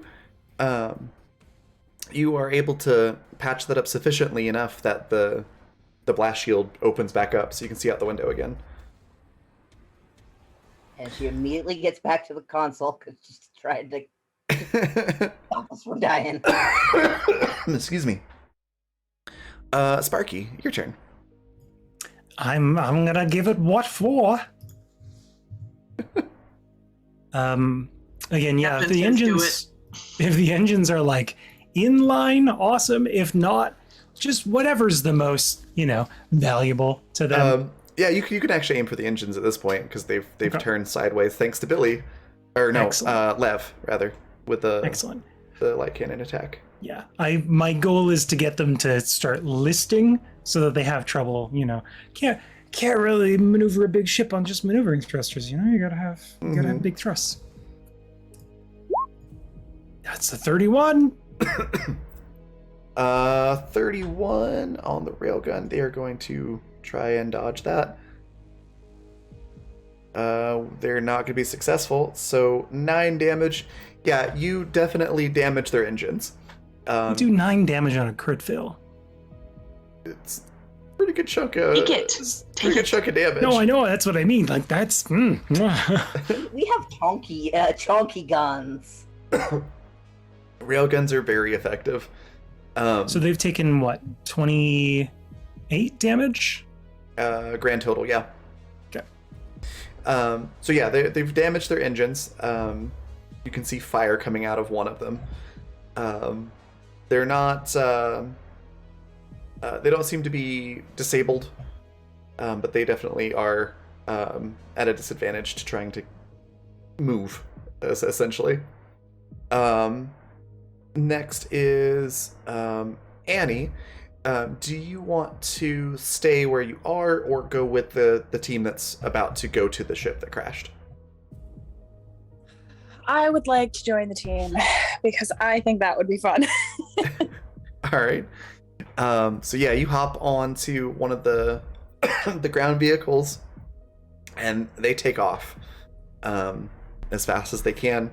And as it gets closer, you can see this is a very large ship. There's probably, at least dozens of people on board, assuming everybody survived. So it's going to be kind of interesting trying to get in there and see what's going on. But yeah, it'll take a little bit to get to the ship. Next is Lev. It's time for more shoot. 18 and Not 17. very good shoots. Was that plus the +2? Yeah. Okay. Not very good shoots right now. Yeah, you're able to. It's just suppressing fire. It's fine. I was gonna say you're not able to hit anything, but it is suppressing fire. They were going to launch fighters this turn, but now they do not. Yes. Durango's turn. Shoot. Yes. Durango's turn. It's crashed. Presumably, if people are alive inside, they do things that we can't see. The Nesbit's turn. They are actually pulling out of orbit and moving away from you. And do fire some missiles back at you. Do they look like they're moving a little slower, though? Yes. They're What a bunch of sore losers. Like, that's the equivalent of I'm taking my toys and going home. Like, somebody on the bridge is like, hey, maybe we fall back and regroup. So they're going to shoot Cowards. a couple of missiles at you. 25 and a 27. That ends up being a 16 because you get the +2, and then a 29. So the first one will hit, so you'll take 9 damage from a missile explosion. What's the ship's hit points at right now? This is a non-trivial amount of damage. We're at 30 out of 45. Okay. So I forgot this has way more health than the last ship. So you can take a beating. That's good. Did you just take the extra 9 off? I did, yeah. Okay, thank you. So yeah, there's some outer hull damage. There is a little bit of damage to your engines. Billy is using like compartment locking and stuff to basically like close off areas and stuff, and like so we don't end up with like oxygen leaks or things suddenly exploding. She's using a lot of like rerouting. Awesome. You are absolutely able to do that, and that does help quite a bit with the inside of the ship. Oh, I just realized I thought tank gave us permanent HP. It gives us temporary HP. Oh, yeah. So, I don't know.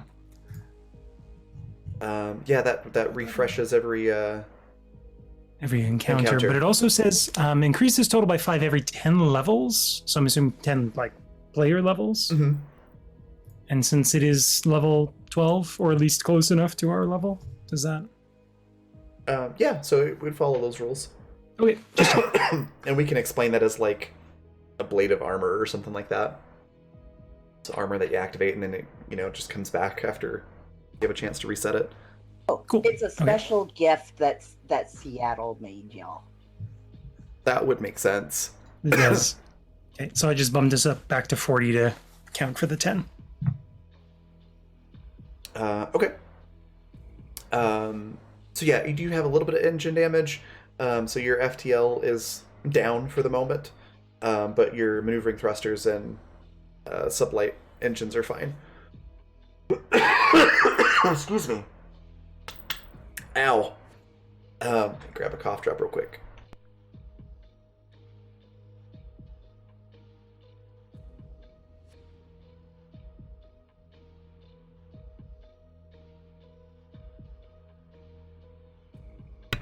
Okay, that's better.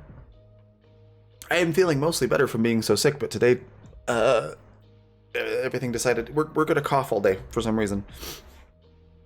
Okay, where were we? They just fired on us. Yes. but they're moving away from us. Tom is moving in to sort of harass them by shooting at their engines while they're moving away. He does a little bit of damage, then gets shot at, and quickly hightails it back towards you. Damn it, dude. Captain, your turn. Where am I in relation to the ship? Like to the bad ship? you are behind them at this point. Sparky, if you see the shot, take it. Copy, ma'am. Love that. And again, this is a neutral space. Oh yeah, she's still broadcasting that to the other ship. Get your bullshit off this planet. Anyway. All right. Anything else? Nope. Has been respond yet? No, they've not been responding at all. The only response has been missiles and bullets. They're sore losers, is what I'm hearing. I mean, they are essentially cryptobros, so. Yeah, sore losers. And not critical thinkers. So, like, there's that. All right, then Billy, what would you like to do? Shit, I just had an idea for something for her to do, but then I just also blanked on it. Because people were talking about buff ladies and tank tops. God damn y'all. That You. that would be rather distracting. I understand. Oh, There is damage to the ship if Billy wanted to work on repairs, or you can focus on defenses maybe. yeah. She was going to focus on defenses, but she was also going to see if she could run the ship's sensors to try and get an idea of how badly damaged the other ship is, so we have kind of an idea of how much more damage we need to do. Oh yeah, you can do Kind that. of highlight some areas to do damage for Sparky, like green spots. Yeah. Highlight. Roll sight for the ship. And that should tell you some information. Excuse me. Come on. 32. Yeah, you're able to scan the other ship, and you can see that their sublight engines are heavily damaged. They have some hangars that are currently unusable. So they're unable to launch as many fighters as they normally would be able to, as well as other superficial damage. Basically, she's trying to highlight an area for Sparky to hit it where it would cut the engines from the ship. Gotcha. So we don't damage the engines, we just cut them from the ship. You're looking for like a structural weak point. Yeah. Might be kind of hard to do from this angle with a railgun, but you do find a couple of structural weak points for the sublight engines. Like the big thrusters on the back, where you could potentially knock one off. Yeah. Even if there's any like coolant lines or like fuel lines or anything. That too was going to be the other ones to look for if it's easier to get to a coolant line or fuel lines. You're not able to get that much information this turn. Okay. So if you scan it, if you continue the scan, I'm gonna communicate over this via the communicators. Sparky, I've highlighted structural. I've got some structural areas that should break off the engines without damaging them. After all, don't we want the ships for the rebellion? If we can, did you copy that, Lev? Yeah, loud and clear. all right. Then Sparky, it is your turn next. Okie dokie. It's time to shoot them in the foot.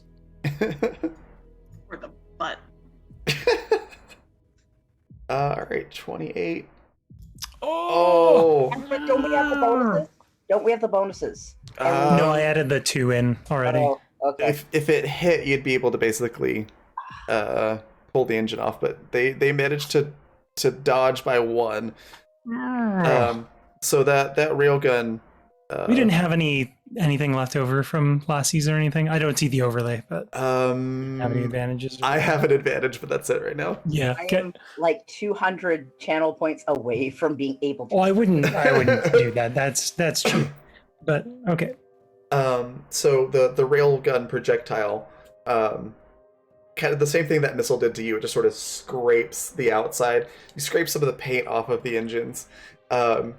Which is terrifying. Yeah, you definitely intimidated the heck out of them, but it doesn't cause any real damage, unfortunately. And then Sparky's gonna yell to Lev like, "I missed! Follow up!" And then Annie, you are still in transit, but you are getting closer to the ship, and it's sort of one of those things like when you see something really big on the horizon and you're like, wow, that's big. And then you get up close to it and you can fully appreciate like, oh my god, that's massive. You get that kind of sensation as you get closer and closer to this and realize it's like the size of a mountain. It's huge. But within another turn or two, you'll probably be like up there to it where you can actually get out and try to enter the ship.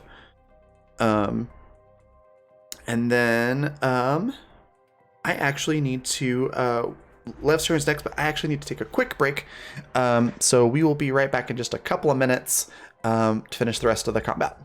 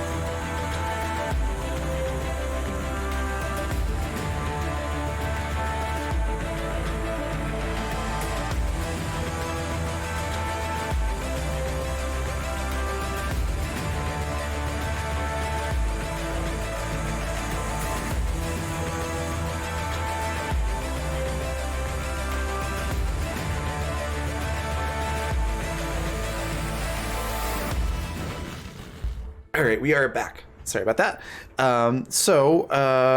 Guns. Yes, Lev's turn. Guns. 30 and 25. Hell yeah.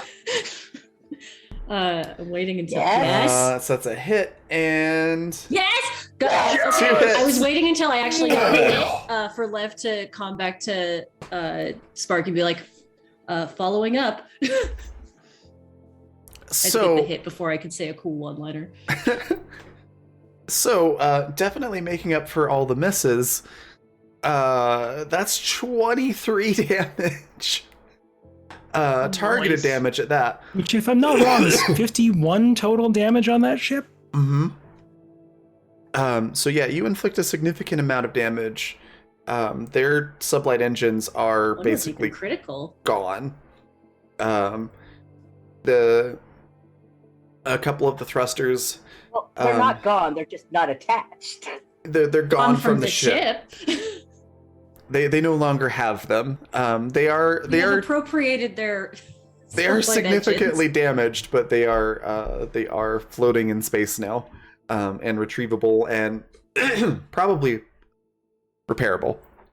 And pissed. Yeah, And they're pissed. they're not super happy. Next is the Durango. It's still crashed, and burning. That is its action for this turn. Good to know. Sparky is like screaming with joy over the comms to Lev. Like to the point where the comms kind of crackle, but they're like, yeah, they're rocking in their seat. Billy is like also like screaming like incoherent swear words of joy. In the safety of the light cannon room, Lev does one fist pump to themselves. Yeah. I love that. Captain's just like, oh my god, why are you so loud? This was Humans are just loud when they're this excited, is just to Captain. Lev, yeah. Oh, it's just okay. my bit Your is, yeah. fist bump was too loud, Lev. Get it together. Sorry, I'm just excited, Captain. The Nesbit is gonna do a couple things. So one, it launches what fighters it can. So there's about 4 that make it out of the hangars. Excuse me. I'm giving this one to Jay because Jay deserves a chance to have a really good shot. All right, thank you for the We'll advantage. see. I mean, I wouldn't use a real gun on a on a fighter, but yeah, I'll do it. So they launch 4 fighters, which do not seem to engage with you. They're flying away. And they do fire a couple of missiles back at you.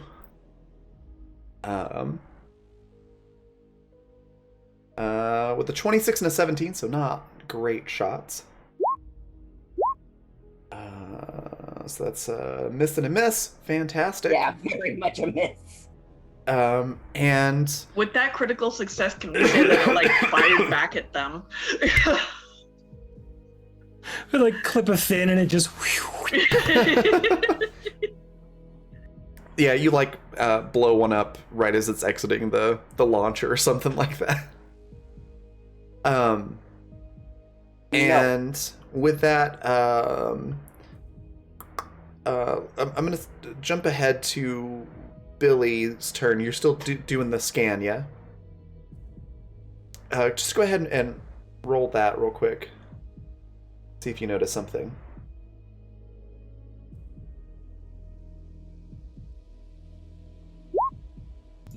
No. Okay. Oh, I might know what they're trying to do. So they're doing something, but you don't know that. Tom. She's trying to look for weak spots too much. She doesn't catch her. I'm sorry. Oh, you're good. Tom spins back around and starts chasing one of the fighters. And then it's Captain's turn.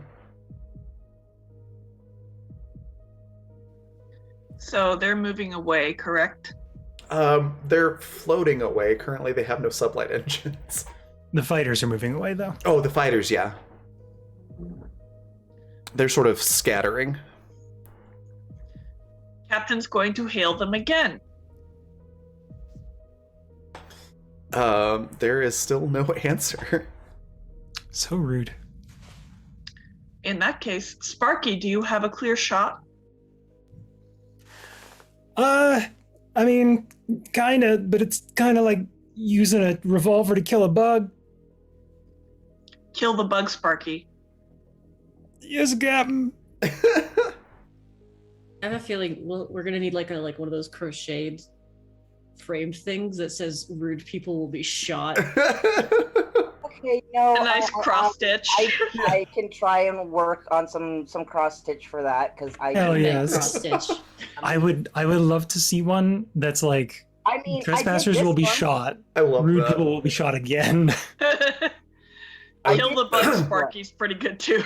Yeah, I love the thought of, somebody, like a guest coming on the ship, and they're like, oh, that's funny. And then the captain's just, stay there like, no, we'll shoot them. Don't make me tap the side. We will shoot you. It's not a joke. She could lie and just be like, humor is not in my programming. But violence is. Violence. Whose turn is it? Sorry. So, Billy, was there anything that you wanted to do aside from run the scan? Basically, try and make sure the ship isn't totally falling apart, and like setting up a task list of what needs to be repaired first. Okay. I'll say let's do as part of the running the scan and doing the sensors. You're able to pull up a damage report, so you can see that like your FTL is down. There's like a coupling or something like that that's been taken out, so it just has to be repaired. But like the majority of the drive itself is fine. It's just the little parts that make it all connect. And there's some hull damage. I'm gonna say there's some damage to the sensors, and that's why you didn't see the thing that you'll find out about soon enough. And that's mostly it. It's mostly superficial damage, but the FTL was like the big thing. Which means it's she's basically putting it out on a little list to everybody, so everybody knows that the FTL is currently down, and this is the part that needs repairs. awesome. Sorry, I just saw that if we need a new coupling, let's just get Rip and Tom on board. Love that. All right, then it's Sparky's turn to shoot the bug. Oh god. Okay, yeah, I'll aim for the lead fighter, I guess. If they're like, are they in formation or are they all kind of? No, they are scattered, so they Excellent. are all far The apart one from that's each other. furthest from Tom. Good call. Yeah. Excuse me. Seems like the safest bet. That does. It's 29, which is ridiculous against a fighter. I'm gonna hold off on the advantage. I matched. So All right. Well, fuck me, I guess. let's roll again. Okay, I'll use it on that one for sure. Actually, you beat it by 1. Oh, it's excellent. Never mind. With it at 15 damage. Yeah, there's a fighter, and then there's a cloud of sparkly dust in space. That's how that goes. Anything else you'd like to do or say? Honestly, I think Sparky would try to open a comm to Annie and see how things are going down on the planet, because we haven't heard anything going on. The comm, I assume, has been open the whole time, so you can definitely talk to Annie. Okay, yeah, just checking in. Like, Annie, we took the engines off the big ship, and their fighters are running. How's the other one? She would just reply like, we're almost there. We're gonna see what we can find once we get there. But god damn it, this thing is fucking huge. It's hard to get the scale when they're that far away. Just be careful, because those ones were loyalists. Yeah, we'll be careful. Don't worry about Sparky continues to worry about it. All right. I was waiting for that. Yeah. Also, I just realized that might have been the first, like, directly caused by the crew death in this campaign.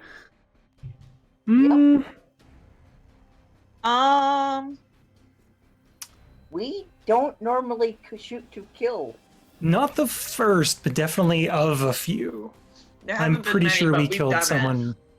I think it was the with an first, action. like, pointedly conscious kill that person. Yeah. Because I think there was some Yes. fighting in the space station when we were helping at Matt's. Oh, Yeah, Yeah, yes. I'm sure we killed some people then. Probably. Also- but this was like the very first time we were like, that guy, fuck him up. Also, when we crashed into the bank to make a way Oh, out, yeah. you're not going to tell me that no one died. When Sure. we That's what crashed I was a whole thinking. ass I was thinking, spaceship like, that's like into a bank. indirect, though. But Just like- still, It wasn't on purpose, but you know, Yeah, yeah, no, still the- vehicular manslaughter. I think. yes, absolutely. Whereas We had this to one, get there eventually. It only took whereas 5 this seasons. one, you're like, that guy right there, fuck him in particular. Yeah, well, it's kind of gotten to that point, hasn't it? It has. It's a very pivotal moment. It's a milestone. Yeah, We've milestone. matured. We're okay with murder now. All right. Let's see. So, yeah, Annie, you get to the ship.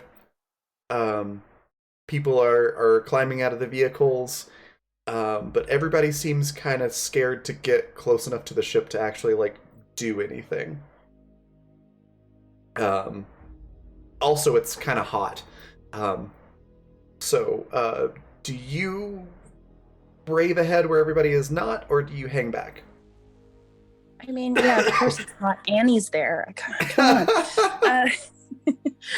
Yeah, no, Annie has never shied away from this before, so she'll lead the charge, I guess. Okay. A lot of the sections of the ship are too hot to approach, but there is one section that you're able to find that isn't too warm. Like it's still very hot, but it's not so much that it would burn you or be inaccessible. And you can see an emergency hatch that's still sticking up, sort of most of the way out of the dirt that's sort of piled up around the ship. So you're pretty sure that if you are not so much delicate, but as what's the word I'm looking for? Smart with how you try to open it, that you can get it open. Finesse. Finesse, yes, thank you. That's the word I needed. Okay. It'd just be probably like a might roll to get it open.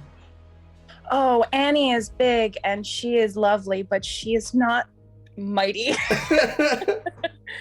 I tell you, she's got a plus 26 to computers. She's got a plus 4 to might. You can give it a try.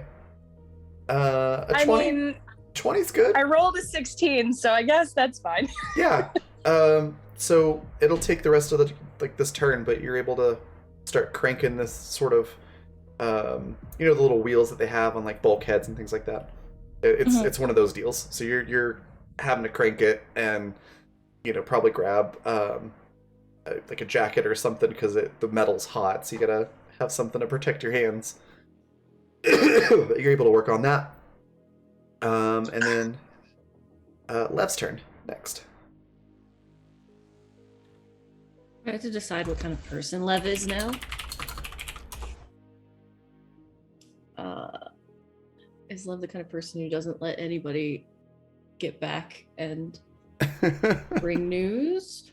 Or is Lev the kind of person who lets fleeing people flee? You did work under Zevi for a while. Yeah, that's probably not helping me in this. Yeah, that's kind of what I mean.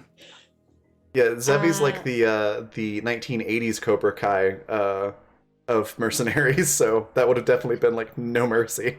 So there's definitely fewer fighters than there would have been people on the main ship, right? Oh, for sure. The ship Is probably there any houses kind of, like, hundreds of people. Is there any kind of like for lack of a better word, like movement going on the ship? You can't really tell. There's not like windows that you can see in or anything. like I guess Light- like a lights are scan still on. kind of thing. Lights are still on in the ship. Nothing has exploded aside from the engines coming off. So it's safe to say that they're most likely everyone, if not most people, are alive on the ship. Oh fuck it, let's shoot some fighters down. Be Alright. careful to attempt to avoid Tom. He can take care of a fighter on his own. All right. There are 2 other fighters that Tom's not engaging. Okay. 1 other fighter that Tom's not engaging. Second gun. No other fighters that Tom's not engaging. Jesus. Yeah, you just... Hey, Lev, always on the light cannons. From Yep. now on, that's your position. You just like fighter ace style I know. gun these Medicine? fighters down. And gun. I'm a doctor, but That's like 100% just Lev's character. I inflict damage, I heal damage, then I can inflict damage again. So you're the doctor from Silent Hill 1? Lev giveth life, but Lev also I'm sorry, taketh but away. Lev doesn't actually have like a medical doctorate. I'm getting believe very Semitic vibes from Lev suddenly. Are you sure Lev isn't from Germany? I have training at a school. Or Dr. X from Borderlands?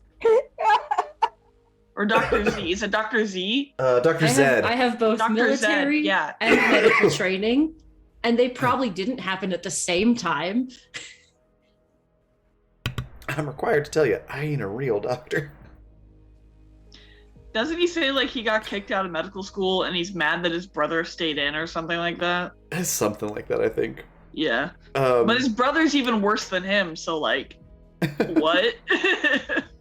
Alright, so that's Lev's turn. The Durango is surprisingly still on fire. Nesbit's turn. The thing that I mentioned the last round that it was working on happens. Their sublight engines are busted, but they do still have FTL. They go to jump, but everybody watching that notices that like it doesn't look like a normal jump. There's a small explosion right before they completely jump away, and it is unclear whether or not their jump to FTL was successful or not.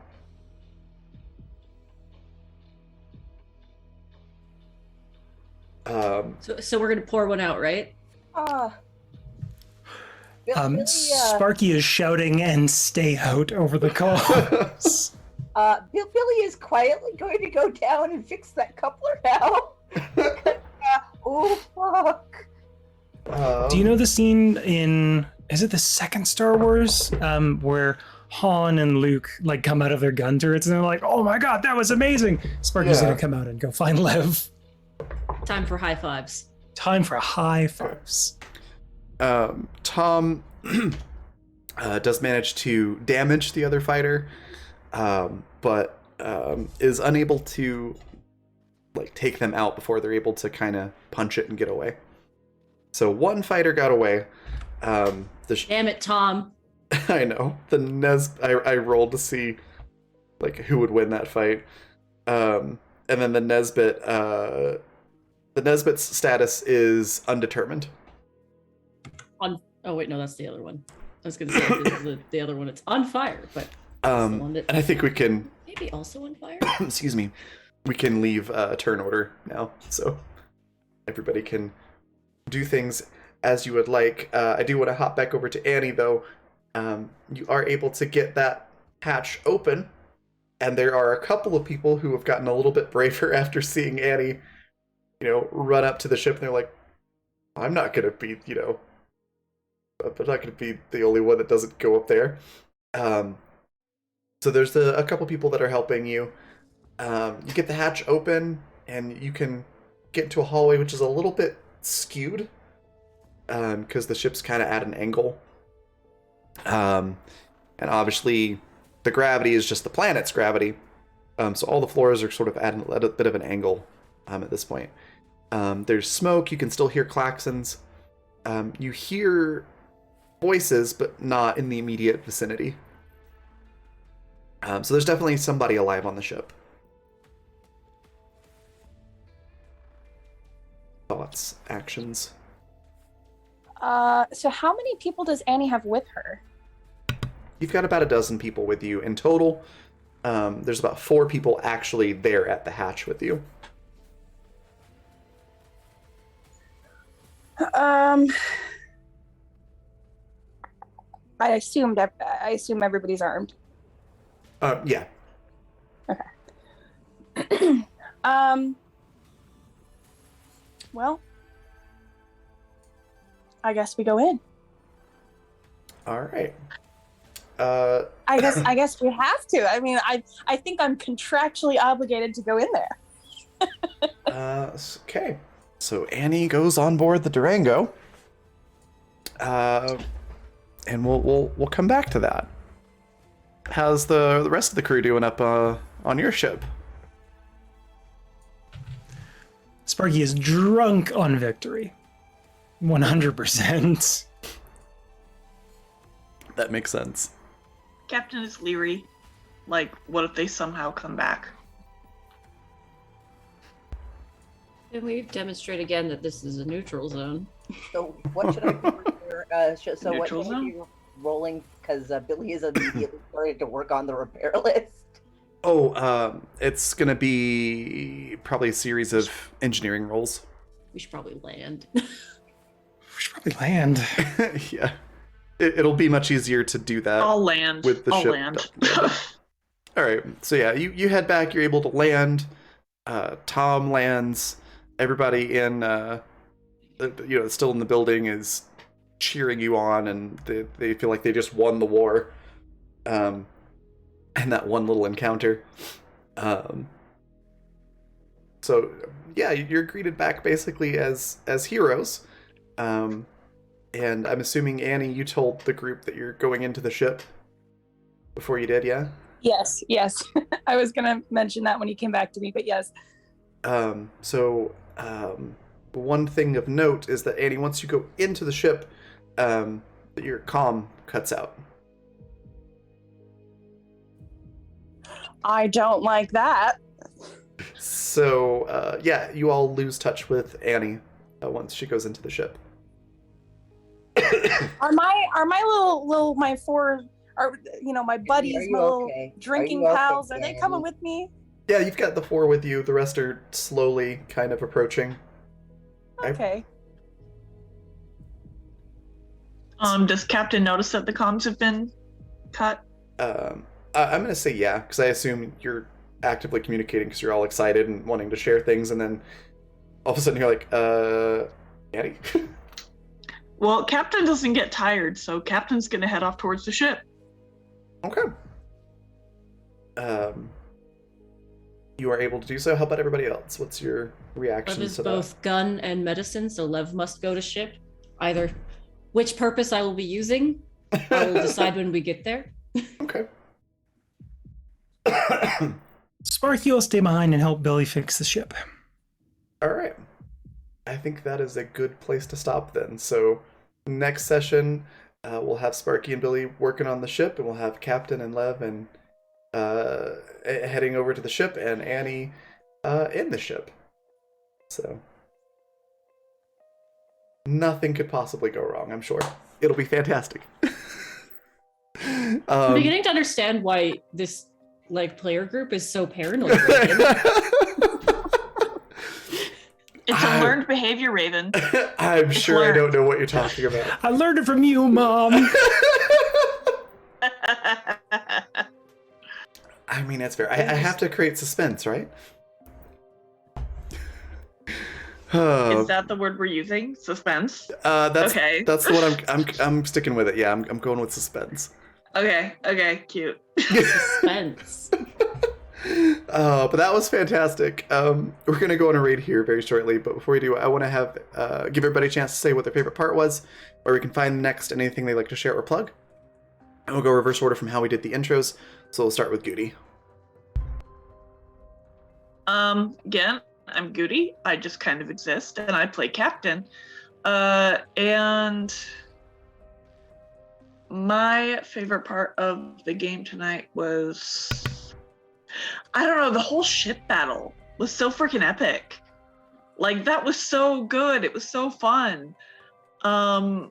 Just like everyone on like where they need to be, and just like how kind of merciless we were, which is a little out of character, but not really. I think we're just kind of fed up at this point. I was gonna say, we're getting fun. I think you've been pushed around enough that, you know, 2 years worth of this show. Like, what's the saying? No more Mr. Nice Guy. We've been playing nice guy, or at least neutral guy, this whole game, and now we're finally like, you know what? Screw it. We have the power. Bye. Like, and so we did, and they deserved it, and it was fun. It was a lot of fun to like play out that epic kind of space battle that you see in a movie and stuff like that. But yeah, it was good. And I also like the captain was constantly like, this is a neutral zone. I enjoyed that too. I don't care if you're listening, but it is. Can I hear me, damn it, even if you're not listening. But yeah, that's it. All right. Next we got Hannah. What was your favorite part? Where can folks find you? Anything you want to share or plug? I really enjoyed Annie being like, well, I guess I'm going to have to lead the front on this. I love her attitude there. I also enjoyed Sparky and Lev getting to bond over committing violence very efficiently. Me too. As for where folks can find me, I will be back here on Raven's channel next Friday for the next episode of Avatar, where we're in awkward family time, and it's great. Everyone's fighting, but not the kind of cool ship battles we get here. And then back here, obviously, for Animus, Absentis. Brain. No worries. Awesome. And then, Canned, what was your favorite part? Where can folks find you? Anything you want to share or plug? Unfortunately, right now, you can really only find me around here in the Black Feather Guild. I just don't use social media very much anymore. That's fair. It's helped. It's helped a lot. So yeah, you'll see me here again next week on Saturday. God, I had so many favorite parts. I think my favorite part though happened before game, when Raven asked, "Hey, like, just to check in with all of y'all, what do you feel the game could use more of?" And all of us said, "Please railroad us. We do not go with the plot. Please just put us on the plot." And then Raven went and put these giant neon signs to where it was. And for the first time ever in this entire game, we followed the actual plot right away. That was my favorite part of game, is just like all of us were like, and the fact that all of us kind of like had like this revitalization with connecting to our characters, having an idea of exactly where they are, and the fact that at first, at the beginning of the fight, you could kind of see everybody was kind of doing 5 jobs at once. But by the end of the job, everybody just had like 1 job they were doing. Yeah, it was really cool. Awesome. Just almost like we're a cohesive team. Yeah. Yeah, and it's just like, you don't get to see, like, you get to see that sometimes, and you get to see that in some of the silliest ways with this crew. Yeah. But you don't get to see just how good they are in a situation where we should have died. We just played chicken with a warship and won. And we got their engines. That's true. It was a pretty significant. Oh, I have one question though to do with that scene. Sorry, what was that? I have one question though to do with the scene. Yeah. How early on in the fight did they lose their comm system?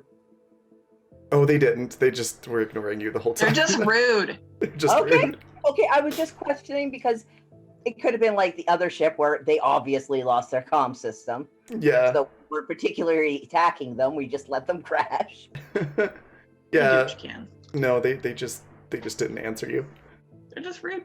Rude as hell. And Captain will remember that. There's a little bit of Kinda- text that appeared over her head. Captain will remember this. Yeah, like, At least with the loyalist ships, they were like, well, it's about to become not neutral because we can't do anything about it at this point. Sorry. but the other ship was like, oh, it's gonna be non-neutral because we're here. It's like, oh, please. Like, Our ship just needs 2 giant middle fingers painted on the front. I mean, that's a thing that Basically. you can do. yeah, I mean, just If we nothing's can have stopping a us. giant space worm and like an 80s inspired van mural on the side of a ship, we could have 2 That's middle beautiful. fingers. You leave Harold out of this, ma'am. Oh, we need to make some holographic projectors. That would be So really the cool, ship actually. just looks like it's thrown Just up 2 in middle space. fingers, yeah. That actually would be really badass. All right. V, what was your favorite part? Where can folks find you? Anything you want to share or plug? I think, oh my goodness, English. I've been like that all day. You should have heard me at work today. I'm pretty sure that everybody I spoke to on the phone today was like, what the hell's wrong with this girl? As for favorite parts, I think most of them were already touched on. Just the energy of the session in general. It was really, really nice to get into like a high energy, just plain old face off. It was really enjoyable. And of course, Annie being like, you know what? Guess it's gotta be me. I'm the main character here, I guess. But I'm super excited to see what happens with that because nothing bad can happen at all. Like, there's just no possible way, right? No. Yep. Absolutely not. So, There's only an ice cream sundae bar on the inside of that ship. I'm sure of it. clearly. As for myself, you can find me here next Friday for Welcome to Madison, and then again, of course, on Friday for Welcome to Madison, and then Saturday for more Animus Absentis. And then if you want to check out any of my artwork, you can find me on Twitter. I have an art Twitter at Peppero Draws. That's Peppero like the candy. And yeah, I think that's it for me. All right. Next we've got Jay. Favorite part? Where can folks find you? Anything you want to share or plug? I don't know where to start. It's just the whole thing, everything about it. Honestly, I really liked the discussion before we got into the fight. Like really sitting down with all these resistance members and like getting to grips with what we're actually joining and who's actually doing work while we're sitting here like, oh, well, we could do this, we could do that. It was nice to see that like background cohesion and also seeing the group finally like, I think we all kind of realized it at that moment, or at least I did. We're like, that's it. That's what we're fighting for. That's like, this is the thing. So that very much so. Other than that, yeah, like everyone's been saying, the joy of getting this sensation again, like it feels like season 1 all over again, which is the best thing ever. And I know that's not just us like really living in it, that's you running it in just the right amount of way where it's like, here's what you should do, and you're pushing us, but you're not like kicking us down the stairs about it. Yeah. Which I really appreciate. You're doing a fantastic job, and Thank you. my 5-year-old is now dead with happiness from that. Because that was the dopest thing I've ever been a part of. That was way cooler than any video game, well, most video games can achieve. So, Awesome. Congratulations, you have made all of these characters very invested in the Resistance.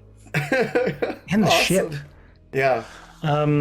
Yeah, other than that, where you can find me will be next week, back on Saturday, same time, same channel. And eventually you will find on my itch.io/alienjays, there will be something updated, but that will come at a later date. Otherwise, I don't exist on the internet, much like Canned, because, oh my goodness, it's so much better for my mental health.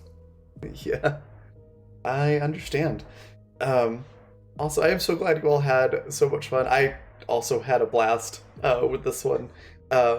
And yeah, it was nice to have that a little bit of that season 1 and season 2 like energy back. Because it's been we've been kind of trying to figure out what we want to do for a little bit. So I'm really glad you all enjoyed it, and I very much did too. Favorite part, aside from that, God, it's really hard to choose because the whole thing was really fun to watch. I rather enjoyed me trying to be mysterious and be like, oh, Rip's a little bit disheveled, and all of you are immediately like, oh yeah, they're sleeping together. We have a one-track mind, Raven, and you know that. I know. Me too. I should have guessed. You put two male characters together. One of them is really horny. We're gonna immediately be like, "Oh yeah, they fucked." Yeah, like now Keith. So that was a fun moment. It's just like, oh, it'll be a little bit serious. It'll be a little bit ambiguous. Nope. So that you sort of outsmarted me there in the best way. I always enjoy that. And yeah, just the whole thing, the whole fight with everybody kind of getting into the groove of like, okay, this is my role on the ship during combat. It was really fun to watch. And I also really enjoyed the conversation before the game started, where I got to ask you all like, hey, what would make this more fun for you? And you all gave me fantastic feedback that I was able to use. So thank you very much. So I think that's everything for favorite parts.